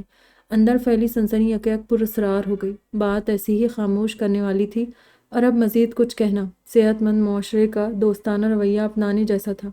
چپ تو ہو گئی، لیکن اس کے اندر مچل رہے سوال کے اس کی غیر ارادی اور اضطراری حرکتوں سے ظاہر ہو رہے تھے۔ وسیع تالاب کے اس پار سڑک پر نگاہیں جمائے تھا۔ آپ جو پوچھنا چاہتی ہے پوچھ لے، اجازت ہے۔ اس نے اسی وضع میں اس کی طرف دیکھے بنا فراغ دلی کا شاہانہ اعلان کیا۔ فیملی کیسے لوگ ہو سکتی ہے؟ کیوں نہیں ہو سکتی؟ وہ ہمارے اپنے ہوتے ہیں۔ اپنوں کے مزاج، عادتیں، باتیں بھی تو ہمیں ناگوار گزرتی ہے، بری لگتی ہے، ہمیں ان سے اختلاف ہوتا ہے۔ وہ اب بھی سڑک کو دیکھ رہا تھا۔ اس کے باوجود ہم ساتھ رہتے ہیں۔ وہ ہمارے لیے باقی دنیا سے بڑھ کے اہم ہوتی ہے۔ یہی تو اپنوں غیروں کا فرق ہوتا ہے۔ یہ بڑی آئیڈیل اور کتابی سی بات ہے، جبکہ سچ یہ ہے کہ ہم ان سے پیچھا چھڑانا چاہیں بھی تو ہمارے پاس راستہ نہیں ہوتا، وسائل نہیں ہوتے، دنیا کیا کہے گی کا ڈر ہوتا ہے، سو کالڈ سوسائٹی پریشر۔ اب کہ اس نے سمرین کو دیکھا، جس طرح ہم فیملی چوز نہیں کر سکتے، اسی طرح یہ بھی سچ ہے کہ ہم چاہ کر بھی اسے چھوڑ نہیں سکتے۔ میں کبھی کچھ سوچتا کہ ایک دن سب کو چھوڑ دوں گا اور کبھی پلٹ کے دیکھوں گا بھی نہیں، لیکن یہ ایسا آر پار فیصلہ نہیں کہ چھوڑ دیا چلے گئے بات ختم۔ اس لیے اب میں اتنا میچور اور پیشنٹ ہو گیا ہوں کہ دور رہ کر بھی کب اور کتنا رابطہ رکھنا ہے کیلکولیٹ کر کے اتنا ہی رکھتا ہوں۔ لیکن سب سے کٹ کے کیسے رہ سکتے ہیں کہ رشتے انچاہے ہو یا من چاہے نبھانا فرض ہوتا ہے۔ پھر ہمیں سب کی ضرورت بھی تو ہوتی ہے، جذباتی طور پر، سماجی طور پر ہم انہی پر انحصار کرتے ہیں۔ یہ دنیا ایسے ہی چل رہی ہے۔ اگر سب ایسا سوچنے لگے تو کیسے چلے گا کاروبار زندگی؟ سب کا مجھے پتہ نہیں، مگر میرا کاروبار زندگی یوں ہی ٹھیک چل رہا ہے۔ میں جذباتی، سماجی، معاشی طور پر کسی پر منحصر نہیں۔ مجھے لوگ الجھن میں مبتلا کرتے ہیں۔ یہ جتنے قریب آتے ہیں اتنے برے لگنے لگتے ہیں، مسائل پیدا کرنے لگتے ہیں، آپ کی زندگی مشکل کرتے ہیں، سکون چھین لیتے ہیں، چاہے کتنے ہی سگے ہو۔ اس لیے میں لوگوں سے دور ہی رہنا پسند کرتا ہوں۔ میں ملتا سب سے ہوں، لیکن کسی کو میری اسپیس میں داخل ہونے کی اجازت نہیں ہے۔ میں نے زندگی یوں ہی گزارنا طے کیا ہے۔ یہ کیسے ممکن ہے؟ آپ اکیلے رہ کر زندگی اور دنیا کی رنگینیاں اور خوشیاں محسوس ہی نہیں کر سکتے۔ تنہا زندگی گزارنا بھی تو کوئی خواہش نہیں ہوئی۔ میری خواہش ہے، اور یہ خواہش مجبوری ہے کہ مجھے لوگوں نے اپنے رویوں سے الرجک کیا ہے۔ میں نے انہیں ہمیشہ خود غرض اور موقع پرست ہی پایا ہے۔ میں یہ سوچ کر انہیں زیادہ قریب نہیں کرتا کہ مجھے ان سے نفرت نہ ہو اور انہیں دیکھنا اور بات کرنا تک ناممکن لگے۔ اور آپ خود؟ یہ سوال چپتا ہو سکتا تھا، مگر اس نے سادگی سے پوچھا، یعنی آپ کیا ہے؟ خود غرض، موقع پرست یا کچھ اور کہ آپ کا شمار بھی لوگوں میں ہوتا ہے؟ میں بولڈ ہوں، اس نے مسکرا کے کہا۔ مجھے یقین ہے میری طرح اور بھی لوگ ہوں گے جو اس فیملی نام کے سبز باغ سے باہر نکلنا چاہتے ہوں گے، لیکن ان میں علی الاعلان قبول کرنے کی ہمت نہیں ہوتی کہ انہیں رشتے تعلق بوجھ لگتے ہیں یا ان سے کوئی خوشی حاصل نہیں ہوتی۔ وہ ان سے دور جانا چاہتے ہیں۔ میں نے یہ ایکسیپٹ کیا ہے اور سب سے دور ہونے کی ہمت بھی کی ہے۔ اسے لگا کوئی اس کے اندر اتر کر اس کا راز پا گیا ہے۔ اور جس احساس کو خیال اور الفاظ میں ڈھلنے سے اب تک روکے تھی وہ کوئی اور کہہ رہا تھا۔ کتنے ہی پل وہ اپنی سوچوں میں گم غائب دماغی سے اسے دیکھتی رہی، پھر گویا ہوئی، میری فیملی آئیڈیل تو نہیں۔ وہ اپنی بات پر خود بھی حیران تھی۔ سارے زمانے سے اس سچ کو چھپانے کی تگدو کرنے والی آج خود اپنے منہ سے اعتراف کر رہی تھی، مگر میں انہیں چھوڑنا نہیں چاہتی۔ دونوں سچ اسے اپنی جگہ شرمندہ کرتے تھے، اسی لیے میں نے کہا، میں بولڈ ہوں۔ آپ جو کہہ رہی ہیں یہ تنہا ہونے کا ڈر ہے جو آپ کو ان سے دور نہیں جانے دیتا۔ اتنی یقین سے بات کرتا تھا جیسے اس کے غلط ہونے کا سوال ہی نہیں۔ یہ گھر والوں سے محبت بھی ہو سکتی ہے۔ وسیع نے سنتے فلک شگاف قہقہہ لگایا، ناراض سی سانس بھر کے سامنے دیکھنے لگی۔ یہ دنیا کا سب سے بڑا دھوکہ اور خود کو دیا جانے والا بہلاوا ہے۔ ہنسی پر قابو پاتے اس نے کہا، ہم چونکہ ان سے دامن چھڑا نہیں سکتے اس لیے دنیا کے دباؤ میں آ کر اس طرح خود کو بہلاتے ہیں، اپنے آپ کو مطمئن کرتے ہیں۔ نہیں، یہ خون کی کشش ہوتی ہے۔ آپ جن کے ساتھ رہتے ہیں ان سے جذباتی طور پر اٹیچ ہوتے ہیں، وہ غلط بھی ہو تو اس سے نفرت نہیں ہوتی۔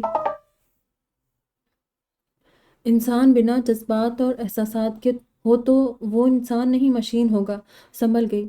اس کی بات کو ذہن سے جھٹک کر اس نے حتمی سے انداز میں کہا، اوکے تو میں مشین ہوں۔ اس کا انداز یوں تھا جیسے کہہ رہا ہو، اس بے وقوف سے بحث فضول ہے۔ وہ بھی لب بھیج کے چپ ہو گئی۔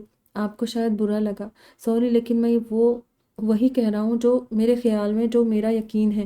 نہیں، مجھے برا نہیں لگا۔ آپ پہلے ہی واضح کر چکے ہیں کہ آپ بولڈ ہیں اور کسی سے ایموشنل وابستگی نہیں۔ ہاں، وہ ناسمجھی سے اسے دیکھنے لگا۔ لیکن اس بات کا یہاں کیا مطلب؟ مطلب یہ کہ آپ کسی پر منحصر نہیں، نہ کسی سے لگاؤ اور اپنائیت رکھتے ہیں، اس لیے آپ کو کسی کو تکلیف نہ ہو یا برا نہ لگے اس لیے دل رکھنا، بات گول کر جانا، جھوٹ بولنا بھی نہیں آتا ہے۔ یہ سمجھتے مجھے برا نہیں لگا، اس نے متانت سے وضاحت دی۔ اوہ دیکھے، پھر میں جھوٹ بولنے اور باتیں گول کرنے جیسے برے کاموں سے بچ جاتا ہوں۔ وہ مسکرایا، وہ ہنس دی۔ اسے خود کو بہلانا کہتے ہیں، بڑے یقین سے کہتے ہیں۔ سمرین کو بڑا مزہ آیا۔ کچھ دیر کی خاموشی کے بعد سمرین نے کہا، ہم انسانوں کو بھی ایک اینکر کی ضرورت ہوتی ہے جس کے بنا ہمارا وجود یہاں وہاں آوارگی سے ڈولتا، بے وزن بے معنی ہوتا ہے۔ ہم کہیں استقامت سے جم جائیں تبھی آس پاس موجود رشتے، لوگ، محبتیں دکھائی دیتی ہیں، مجھے محسوس ہوتی ہے، اور ہمیں یہ مقام اور مضبوطی دینے والا اینکر فیملی ہی ہوتی ہے۔ ہمیں فکس اور مضبوط رکھنے والا اینکر زندگی کے رنگ، روشنی اور احساس ہمارے وجود کے کسی سے منسلک ہونے سے ہے۔ تنہا وجود جتنے بھی دعوے کرے وہ خود سے جھوٹ کہتا ہے۔ سچ یہ ہے کہ کوئی چیز اپنی ذات میں مکمل ہوتی ہے نہ پھلتی پھولتی ہے۔ ایک بیج کو بھی مٹی ہو، ہوا، پانی چاہیے، معمولی ذرے کو بھی زمین پر رہنے کے لیے کشش ثقل، اڑنے کے لیے ہوا، یا کہیں پڑے رہنے کے لیے سطح، جو وجود بنا منحصر ہوئے کچھ نہیں۔ اس کا انداز خود کلامی کا سا تھا، اسے دیکھتے ہوئے خود بھی کوئی یقین دلا رہی تھی۔ آپ کو اپنوں کی تکلیف پر، دکھ اور ان کی خوشی پر مسرت محسوس نہیں ہوتی؟ ان کے حالات کا آپ پر کوئی اثر نہیں ہوتا؟ نہیں ہوتا۔ پتہ نہیں یہ اچھی بات ہے یا بری، لیکن عجیب ضرور ہے۔ سمرین کے اندر کہیں ہلکا سا رشک جاگا تھا۔ اس شام وہ ٹرین کے دروازے میں عورتوں کے ہجوم میں پھنسی سوچ رہی تھی، اس نے ایسا کیوں کہا کہ صرف آپ شامل نہیں لوگ میں، اور بس کی کھڑکی سے باہر دیکھتے وسیع خود کو سرزنش کر رہا تھا۔ یہ کہنے کی کیا تک تھی کہ صرف آپ شامل نہیں لوگوں میں؟ مگر سچ بھی تو ہے، وہ مجھے اریٹیٹ نہیں کرتی ہے۔ اپنے دائرے میں گھومنے والے نے نئے محور پر قدم رکھے تھے۔ اس نے کلائی میں بندھی گھڑی میں تیسری بار وقت دیکھا اور فوراً خود کو سرزش کی، آئے نہ آئے، مجھے پریشان ہونے کی ضرورت نہیں ہے، اتنے دنوں سے معمول سا بننا تھا۔ تم پریشان نہیں ہو، منتصر ہو، اندر سے جتایا گیا۔ کچھ بھی بآواز بڑبڑائی۔ کبھی اس جگہ اور منظر میں اسے اتنی کشش محسوس ہوئی تھی کہ وہ اپنے مزاج سے ہٹ کر ایک اجنبی کے ساتھ بینچ پر وقت گزارنے تیار ہو گئی تھی کہ یہاں گزارا وقت طبیعت کے لیے فرحت بخش، اور اب وہ ساری کشش اور فرحت اس اجنبی کی آمد سے مشروط ہو گئی تھی۔ وہ اجنبی جو کسی سے اٹیچ نہیں ہوتا۔ پھر وہی جتاتی آواز۔ اس نے پہلو بدلتے دائیں سے دیکھا، اسی وقت وہ آتا دکھائی دیا۔ ہاتھوں میں کوئی چیز لیے لمبے لمبے اور تیز تیز قدم اٹھاتا اس کے پاس پہنچا۔ آئی ہوپ ٹھنڈی نہ ہوئی ہو۔ دونوں ہاتھ میں کافی کے تلف پذیر کپ میں سے ایک اس کی طرف بڑھاتے وہ کنارے پر بیٹھ گیا۔ تھینک یو، اس نے کپ سے لے لیا۔ آج اچانک میرا موڈ بن گیا، اس نے بیگ درمیان میں رکھتے کہا، تو سوچا میری فیوریٹ کافی آپ کو بھی ٹیسٹ کرائی جائے۔ اگین تھینک یو، وہ مسکرائی اور پہلا گھونٹ بھرا۔ کچھ ڈفرینٹ ذائقہ ہے۔ لیکن اچھا ہے، وہ اس رائے پر خوش ہوا۔ مجھے آج ہی پتہ چلا یہاں بھی ایک کیفے ہے۔ اس نے سمرین کے کپ پر لکھے کیفے کے نام کی طرف اشارہ کیا۔ ورنہ ہم نے اتنے دنوں میں کبھی تو یہ کافی پی ہوتی۔ اس نے پیچھے پشت ٹکاتے بڑا سا گھونٹ لیا۔ دونوں میں سے کسی نے بھی ساتھ پارک سے جانے یا باہر کہیں اور ملنے کی بات نہیں کی تھی۔ مجھے ان کی یہ کافی اچھی لگتی ہے۔ میں چائے کافی کی اتنی شوقین نہیں، اس نے کپ سے گھونٹ لینے کے بعد کہا۔ وہ کافی نامہ نہ شروع کر دے، اس ڈر سے اس نے پہلے کہہ دیا۔ اس کے دفتر کی ساتھی تھی چائے کی شوقین، جسے موقع ملنے کی دیر ہوتی اور اس کا نہ ختم ہونے والا چائے کا محبت نامہ شروع ہو جاتا۔ میں پنویل سے لے کر ویٹی تک، ویرار سے لے کر کلابا تک اور جوہو سے لے کے تھانے تک کہاں اچھی کافی ملتی ہے بتا سکتا ہوں۔ پھر تو آپ کو کافی بلاگ شروع کر دینا چاہیے، اس نے کلائی پر ہو رہی خارش کو سہلاتے ہوئے کہا۔ ڈن اینڈ ڈیسائیڈڈ، اس نے فخری انداز میں کہا۔ کالج کے دنوں میں شروع کیا تھا، تب بڑا کریز تھا، پھر آہستہ آہستہ دلچسپی ختم ہوتی گئی۔ کس نام سے؟ کیفین جن کی۔ اچھا۔ وہ دونوں خاموشی سے کافی پیتے رہے۔ سمرین نے خالی کپ بینچ پر رکھا اور ہتھیلی کھجان لگی۔ اس سے بری طرح سے خارش ہو رہی تھی۔ ابھی ایک ہتھیلی کو آرام نہیں ہوا تھا کہ دوسری ہتھیلی میں بھی خارش ہونے لگی۔ شٹ! اس کے سرخ ہوتے چہرے کو دیکھتے ہوئے وسیع نے کہا، آپ کو سویا ملک سے الرجی ہے؟ اس نے اس کی سرمئی آستین کے باہر نظر آ رہی ہتھیلی پر نمودار ہوئے سرخ غبار کو دیکھ کر تیزی سے پوچھا۔ پتہ نہیں، کبھی کھانے پینے میں نہیں آیا۔ اب وہ ضبط کرتے ہوئے گال اور کلائی سے لا رہی تھی۔ چلے! اس نے فوراً کھڑے ہو کر اپنا بیگ اور اس کا پرس اٹھایا۔ میرے خیال سے الرجک ری ایکشن ہے۔ اس نے کپ کی سمت اشارہ کیا۔ سویا ملک لاٹے۔ وہ بھی کھڑی ہوئی۔ اس کی حالت خراب تھی۔ آئیں۔ وہ آگے بڑھا تو اس کے پیچھے وہ بھی لپکی۔ باہر نکل کر رکشہ روکا اور اسے ہاسپٹل چلنے کو کہا۔ شکر ہے ہاسپٹل قریب ہے۔ اس کے چہرے، گردن اور ہاتھ پر چھوٹے چھوٹے سرخ غبار نظر آ رہے تھے۔ خاموش تھی۔ سارے بدن میں ہو رہی خارش پر مسلسل اس کے ہاتھ ادھر سے ادھر ہو رہے تھے۔ ایمرجنسی کے آگے رکشہ رکنے سے پہلے وہ کرایہ ادا کر چکا تھا۔ اس سے پہلے وہ اندر پہنچ گیا۔ وہ آئی تب تک وہ نرس کو صورتحال سے آگاہ کر چکا تھا۔ آپ پیشنٹ کا رجسٹریشن کروا لیں، اسے اندر لے جانے سے پہلے کہہ گئی۔ آن لائن فارم میں مریض کا نام، پتہ اور دیر تفصیل درکار تھی۔ اس نے اپنے بیگ کے ساتھ رکھے اس کے پرس کو دیکھا۔ پرس سے اسے سب مل سکتا تھا۔ کچھ دیر سوچنے کے بعد اس نے پرس کو چھوئے بنا رجسٹریشن مکمل کر لیا۔ آپ پیشنٹ کے پاس جا سکتے ہیں۔ یہ اندر سسٹر کو دے دیجیے گا۔ وہاں موجود خاتون نے پرنٹ نکال کر اسے تھماتے کہا، تھینک یو۔ وہ دونوں بیگ اٹھا کر اندر آیا۔ اسے ڈرپ لگی تھی اور چہرہ پہلے سے زیادہ سجا ہوا تھا۔ اسے افسوس ہونے لگا۔ وہاں موجود ڈاکٹر سے بتانے لگی کہ اسے کیا دیا گیا اور آگے کیا کریں گے۔ زیادہ سیریس نہیں ہے، جسٹ ریشز ہے جو کچھ دیر بعد کم ہونے لگیں گے۔ جاتے جاتے اسے تسلی دے گئی۔ Really sorry. نادم سا اس کے سرہانے کے پاس آیا۔ مجھے ہی الرجی کا علم نہیں تھا، تو آپ کو کیسے ہوتا؟ شکر ہے کہ اب پتہ تو چل گیا، اس نے پیشانی رگڑتے ہوئے کہا۔ اس کے ہاتھ اب بھی مسلسل جلد پر گھوم رہے تھے۔ اس کی موجودگی میں وہ احتیاط اور ضبط کر رہی تھی، ورنہ رکشہ میں تو اس کا دل کر رہا تھا سب بھول کے پاگلوں کی طرح سب جگہ ہاتھ چلائیں۔ میں باہر ویٹ کرتا ہوں۔ اسے احساس ہو گیا تھا۔ اس کا پرس پلنگ پر رکھ کر وہ چلا گیا۔ جاتے ہوئے اس نے پردہ کھینچ کر پلنگ بالکل چھپا دیا تھا۔ اسے اس کا معمولی سی باتوں کا خیال کرنا اچھا لگ رہا تھا۔ اس کی زندگی میں ایسا آج سے پہلے کوئی نہیں تھا۔ اس کی ڈرپ ختم ہوئی تب تک اسے آرام آ گیا تھا۔ ڈاکٹر نے جانے کی اجازت دے دی تھی، لیکن سسٹر نے ڈسچارج نوٹ کے لیے روک رکھا تھا۔ وہ نوٹ باہر دکھا کر بل کی ادائیگی ہوتی، اسے چھٹی ملتی۔ وہ پلنگ پر بیٹھی تھی اور وسیع قریب رکھے اسٹول پر۔ اس کا فون بجا۔ فرزانہ کی کال تھی۔ اس نے فون میں وقت دیکھا اور تب اسے خیال آیا کہ دیر ہو گئی۔ السلام علیکم امی۔ اس کی آواز حد درجے دھیمی اور تھکی ہوئی تھی۔ کہاں ہو تم؟ کتنی دیر میں پہنچو گی؟ ادھر سے مصروف انداز میں پوچھا گیا۔ ابھی اسٹیشن پر ہوں۔ اسے جو بھی کہنا تھا وہ جھوٹ ہی ہوتا۔ اچھا، آتے ہوئے کولڈ ڈرنک اور کیک لیتے آؤ، تمہاری خالہ آئی ہے۔ میں پنویل اسٹیشن نہیں پہنچے امی۔ اس نے کنکھیوں سے انجان بن رہے وسیع کو دیکھا۔ تو کیا ابھی تک آفس میں ہو؟ نہیں، اسٹیشن پر، اس نے مبہم سا جواب دیا۔ پھر تو تمہیں دیر ہو جائے گی۔ جی دیر ہوگی۔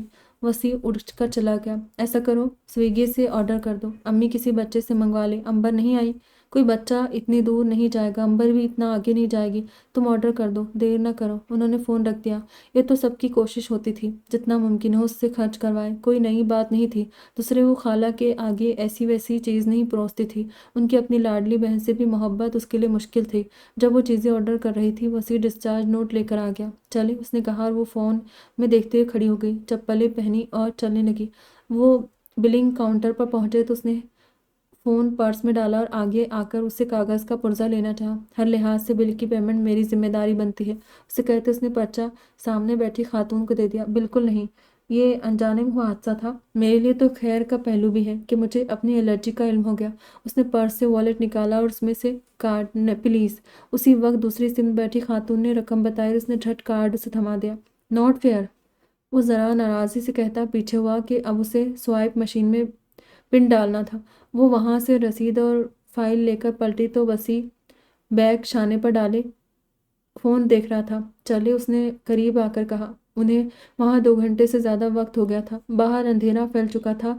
कॉफ़ी वो काफ़ी बेहतर थी, लेकिन इन 2 ढाई घंटों के वाक़यात ने उसे निढाल कर दिया था। आप ठीक है या मैं घर तक चलूँ? हॉस्पिटल के गेट से बाहर निकलते वसी ने संजीदगी से दरियाफ्त किया। जाने क्यों, समरीन का दिल भर आया। मैं चली जाऊँगी। अब इचिंग है ना रेशेस? Thank you. उसने पर्स से फ़ोन निकाला ताकि ऐप में अगली ट्रेन का वक्त देख सके। उसने देखा ही नहीं कि वो दूर से आ रही कार का नंबर देखकर उसे हाथ के इशारे से करीब बुला रहा था। जब कार पास रुकी तो उसने वसी को देखा जो पिछला दरवाज़ा खोल रहा था। मुझे एड्रेस नहीं पता, इसलिए पनवेल स्टेशन तक बुक की है। इस वक्त ट्रेन में रश होगा और आप एग्जॉस्ट है। Thank you. इस तरद्दुद पर कहने को कोई रस्मी से जुमले थे, लेकिन उसने वही इजहार किया जो उसके अंदर था, ममनूनियत। वाकई उसे इस वक्त आराम से एसी की ठंडक में घर पहुंचने की ख्वाहिश थी। ट्रेन में भीड़ के बीच सैंडविच बन के जाने का तस्वुर ही महाल था। वो अंदर बैठी तो उसने दरवाज़ा बंद किया और आगे झुक के ड्राइवर को ओटीपी दिया, फिर उसकी खिड़की में आया। प्री पेमेंट कर दी है और वो अंकल बिल्कुल ठीक होकर डिस्चार्ज हो चुके हैं। इससे किबला कि वो कुछ कहती, उसने सीधा होकर कार की छत पर हाथ मारा और उसका इशारा पाते ड्राइवर ने कार आगे बढ़ा दी। उसने मुड़ के देखा, वसी वहीं खड़ा था। उसने एक मुस्कुराहट उसकी तरफ भेजी और सामने देखते पीठ पीछे टिका के आंखें मूंद ली। कभी उसकी तीमारदारी की खातिर कोई उसके पास नहीं बैठा था। वो दवा भी खुद लेती थी, डॉक्टर के पास भी अकेले जाती थी और कुछ खाने का मन हो तो खुद ही बना लेती थी। फरजाना अक्सर कहती थी, समरीन बीमार भी हो तो पता नहीं चलता। उसकी बंद आंखों के पीछे वो जाजिब नज़र मगर फिक्रमंद सा चेहरा लहराया जो उसका पहला तीमारदार था। उसने वो चेहरा हटाने की कोशिश नहीं की। इतनी जल्दी कैसे आ गई? उसे देखते फरजाना ने कहा, खाला और उनकी दोनों बेटियां मौजूद थी। आपका फ़ोन आया तब मैं नीलिमा के साथ उसके स्टेशन पर थी। कैसी है खाला? अच्छी हूँ, पर तुझे क्या हुआ है? तबीयत ठीक है? हाँ, तुम्हारे क्या हाल है? सब रूही रूही वो बैठी नहीं थी, यूं ही रुककर बात कर रही थी। ठीक है, रूही ने जवाब दिया। आती हूँ। मुस्कुरा के अंदर कमरे की तरफ बढ़ी। कैसी हो गई समरीन? अंबर से कहो ज़रा अपना जादू उस पर भी चलाए। ऐसी बात नहीं है, आज देर हो गई उसे इसलिए ज़्यादा थक गई है। फरजाना ने बहन को इत्मीनान दिलाया। वो बिस्तर पर गिर गई। उसे बेतहाशा नींद आ रही थी। बाहर से आ रही आवाज़ें जल्द ही गुटमुट होने लगी और ज़रा देर बाद ही वो सो भी गई। Good evening uncle. आज बगल वाले दोनों बच्चे माँ बाप के बगैर ही नीचे साइकिल चला रहे थे। उसे देखते ही दोनों ने एक जुबान होकर आवाज़ लगाई। Good evening. उसने रुके बिना मुस्कुरा के जवाब दिया। खुशी ने कई दिन से फ़ोन नहीं किया। बच्चों को देखकर उसे याद आया, आज मैं कर लूँ? छोड़ो भी, अच्छा ही है। उसने याद को कुचल दिया। सोफे पर बैठकर टीवी लगाने की बजाय खाने के लिए आज वो मेज़ कुर्सी पर बैठा था। साथ ही फ़ोन में सोया मिल्क एलर्जी भी देख रहा था। उसकी शदीद एलर्जिक रद्दमल पड़ते हुए उसने खाने से हाथ रोक लिया। इतना सीवियर रिएक्शन? उसका निवाला हलक में अटक गया। जल्दी से पानी का गिलास उठाकर लुकमा निगला और फिर दोनों हाथ से फ़ोन पकड़कर देखने लगा। जैसे जैसे वो पड़ा था उसकी हालत गैर हो रही थी। उफ, इस गलती की सज़ा इतनी सख्त हो सकती थी। अगर उसे कुछ हो जाता तो? उसका हिसाब किताब से सोचने और वैसा ही रद्दमल देने वाला दिमाग इस वक्त सुन था। जो कुछ हो रहा था वो कहीं और हो रहा था। सारी हलचल सर से सीने में मुंतकिल थी। वो एकदम खड़ा हो गया। प्लेट और चमचा उठा के वैसे ही फ्रिज में रखा और ख्वाबगाह में चलाया। पलंग पर आकर उसने करीबी मेज से सुडोको की किताब और पेंसिल उठाई, मगर जल्दी बेजार होकर किताब बंद करके वापस रख दी। कोई नया पजल या एक्टिविटी ढूंढना पड़ेगी। उसने फ़ोन उठाकर उसी वक्त तलाश की शुरू की। उसे आम वीडियो गेम जैसे तफरीह खेलों में दिलचस्पी नहीं थी। उसे जहनी मश्क वाली चीज़ें अच्छी लगती थी। ज़रा देर बाद उसने फ़ोन भी रख दिया। कुछ देर दीवार को तकते हुए दिमाग में कलबला रहे ख्याल की नफी करता रहा। उसका जहन उसे उसी मंजर में खींच रहा था। तस्वुर वो वक्त दोहराना चाहता था। उसे लगा इस सारे वाक़े में कोई अहम नुक्ता उससे नज़रअंदाज हो गया, इसलिए तबीयत बार बार इधर ले जा रही है ताकि वो याद आए और ये अनजानी उलझन दूर हो। क्या हर्ज है? उसने हार मानते आंख बंद कर ली।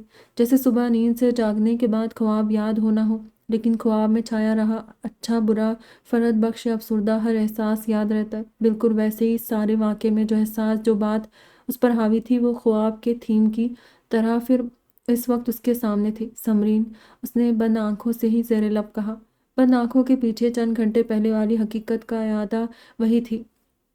याददाश्त ने उसकी हर हर हरकत संभाली हुई थी। उससे उसके हर तासुर का मतलब भी पता था।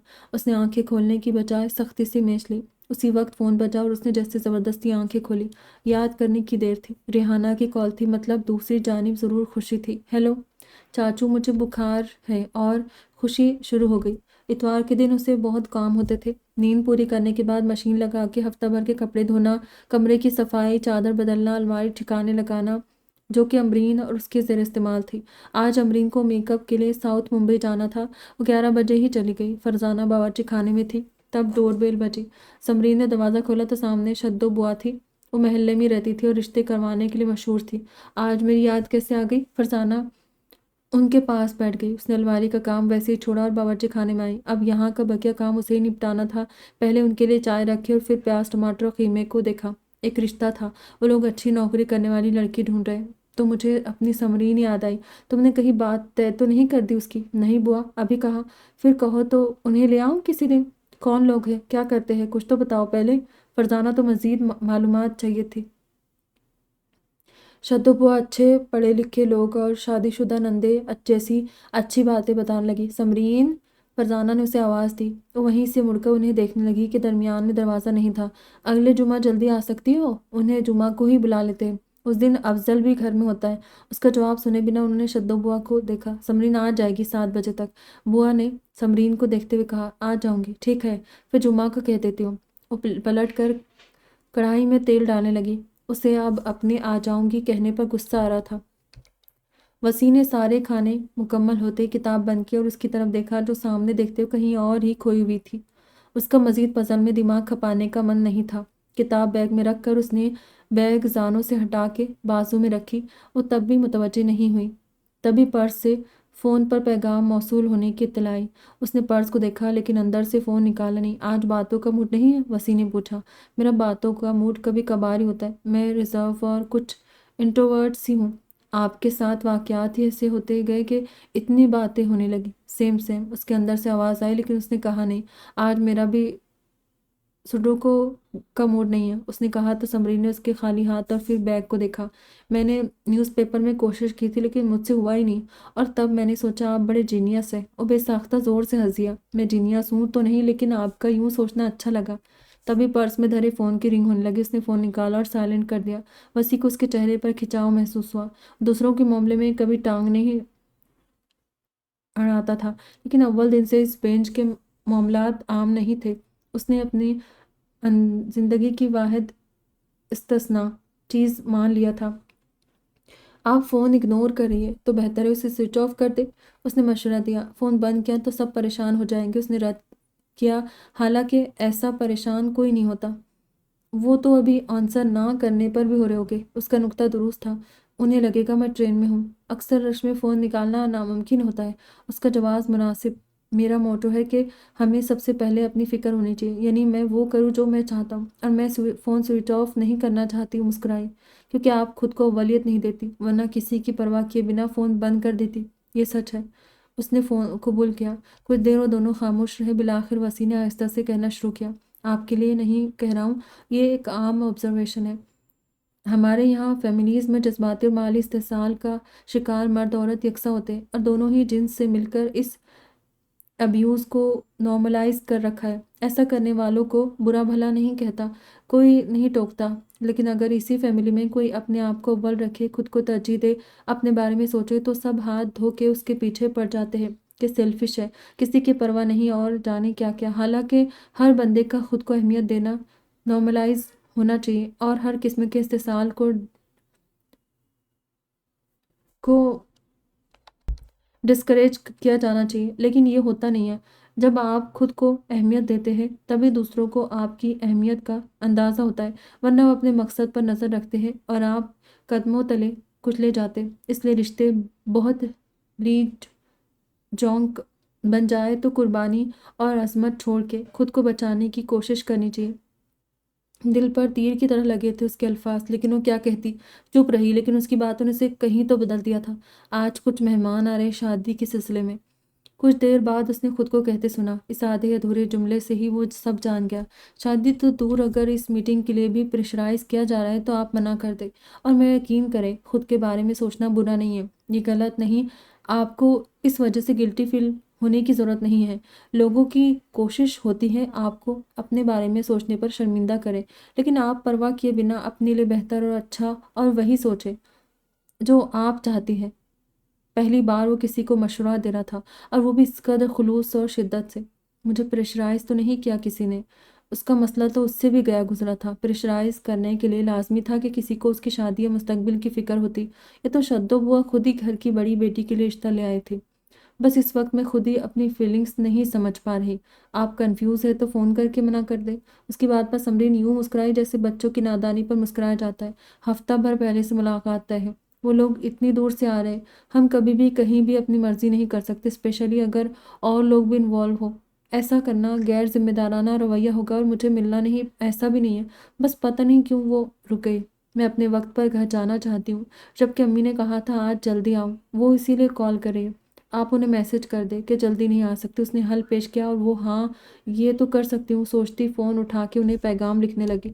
وہ دیر سے بھی جاتی تو مہمانوں کو دیے گئے وقت سے پہلے پہنچ جانا تھا۔ کچھ دیر بعد جب وہ جانے کے لیے کھڑی ہوئی تو وسیع نے کہا آل دی بیسٹ۔ اس نے جواباً شکریہ نہیں کہا۔ گھر آئی تو مہمان پہنچے نہیں تھے، لیکن فرزانہ غصہ تھی کہ امرین کب سے اس کا انتظار کر رہی تھی۔ وہ نہا کر کپڑے بدل کر فارغ ہوئی اور وہ لوگ آ گئے۔ اس نے امرین کو میک اپ سے منع کر کے اپنے کاجل، لائنر اور لپسٹک سے ہی خود کو سنبھالا۔ جانے کیا ہوا ہوگا؟ وسیع کا ذہن بار بار ایک کمرے میں مہمانوں کے درمیان صوفے پر سرخ جوڑے میں دوپٹہ شانوں پر پھیلا کر دائیں شانے پر دوسرا سرا ڈالے بیٹھی سمرین کو یاد کر رہا تھا، جس کا کاجل، لپسٹک، جھمکے، بال، پیشانی اور بھوری سی آنکھیں۔ اس نے سر جھٹکا۔ اسے یوں لگا وہ تو اس کمرے میں بھی موجود تھی۔ سب کو پسند ہی آ جائے گی۔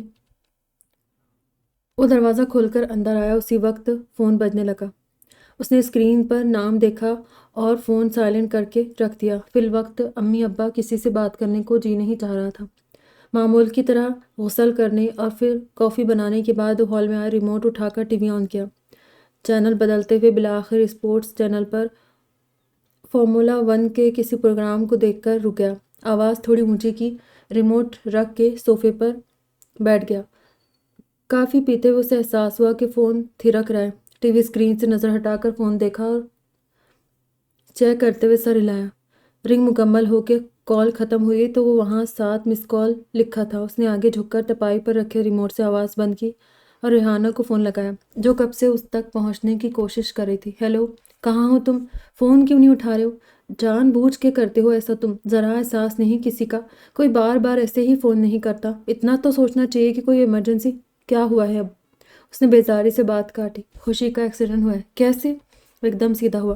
کب سے ضد کر رہی ہو چاچو کو بلا دے، چاچو کو بلا دے، اور چاچو ہے کہ ایکسیڈنٹ کیسے ہوا؟ زیادہ چوٹیں آئی ہے کہ سلائڈ سے پھسل گئی تھی، ٹانکے لگے ہیں، سر اور ہاتھ میں چوٹیں آئی ہیں۔ تم آ جاؤ تو اس کی چاچو کی رٹ ختم ہو۔ اس نے شاید زیادہ ہی تنگ کیا ہوا تھا۔ ہاسپٹل میں یا گھر آ گئی، لو بات کرو اس سے۔ انہوں نے فون خوشی کو تھمایا۔ ہیلو چاچو، اس کی نکاہت بھری آواز آئی۔ کیا ہو گیا اس شیر کو؟ اس کی آواز سن کر اسے اچھا نہیں لگا۔ چاچو، میں سلائڈ سے گر گئی اور خون نکلا اور اسکریچز آئے اور مجھے اسٹیچ بھی لگائے ڈاکٹر نے۔ پین ہو رہا ہے، میں چل بھی نہیں سکتی اور کوئی مجھے آئس کریم نہیں دے رہا اور مجھے کرکرے بھی نہیں دیے اور بس دوا کھلا رہے۔ آپ آ جاؤ۔ اور وہ جو شروع ہوئی تو رکنے کا نام نہیں لے رہی تھی، اسے درمیان میں بولنا پڑا۔ تم بات نہیں کرو زیادہ، میں کل آؤں گا تو سب لاؤں گا، ابھی تو تم دوا کھاؤ تو جلدی ٹھیک ہو جاؤ گی۔ آپ ابھی نہیں آ رہے؟ روح ہنسی ہوئی۔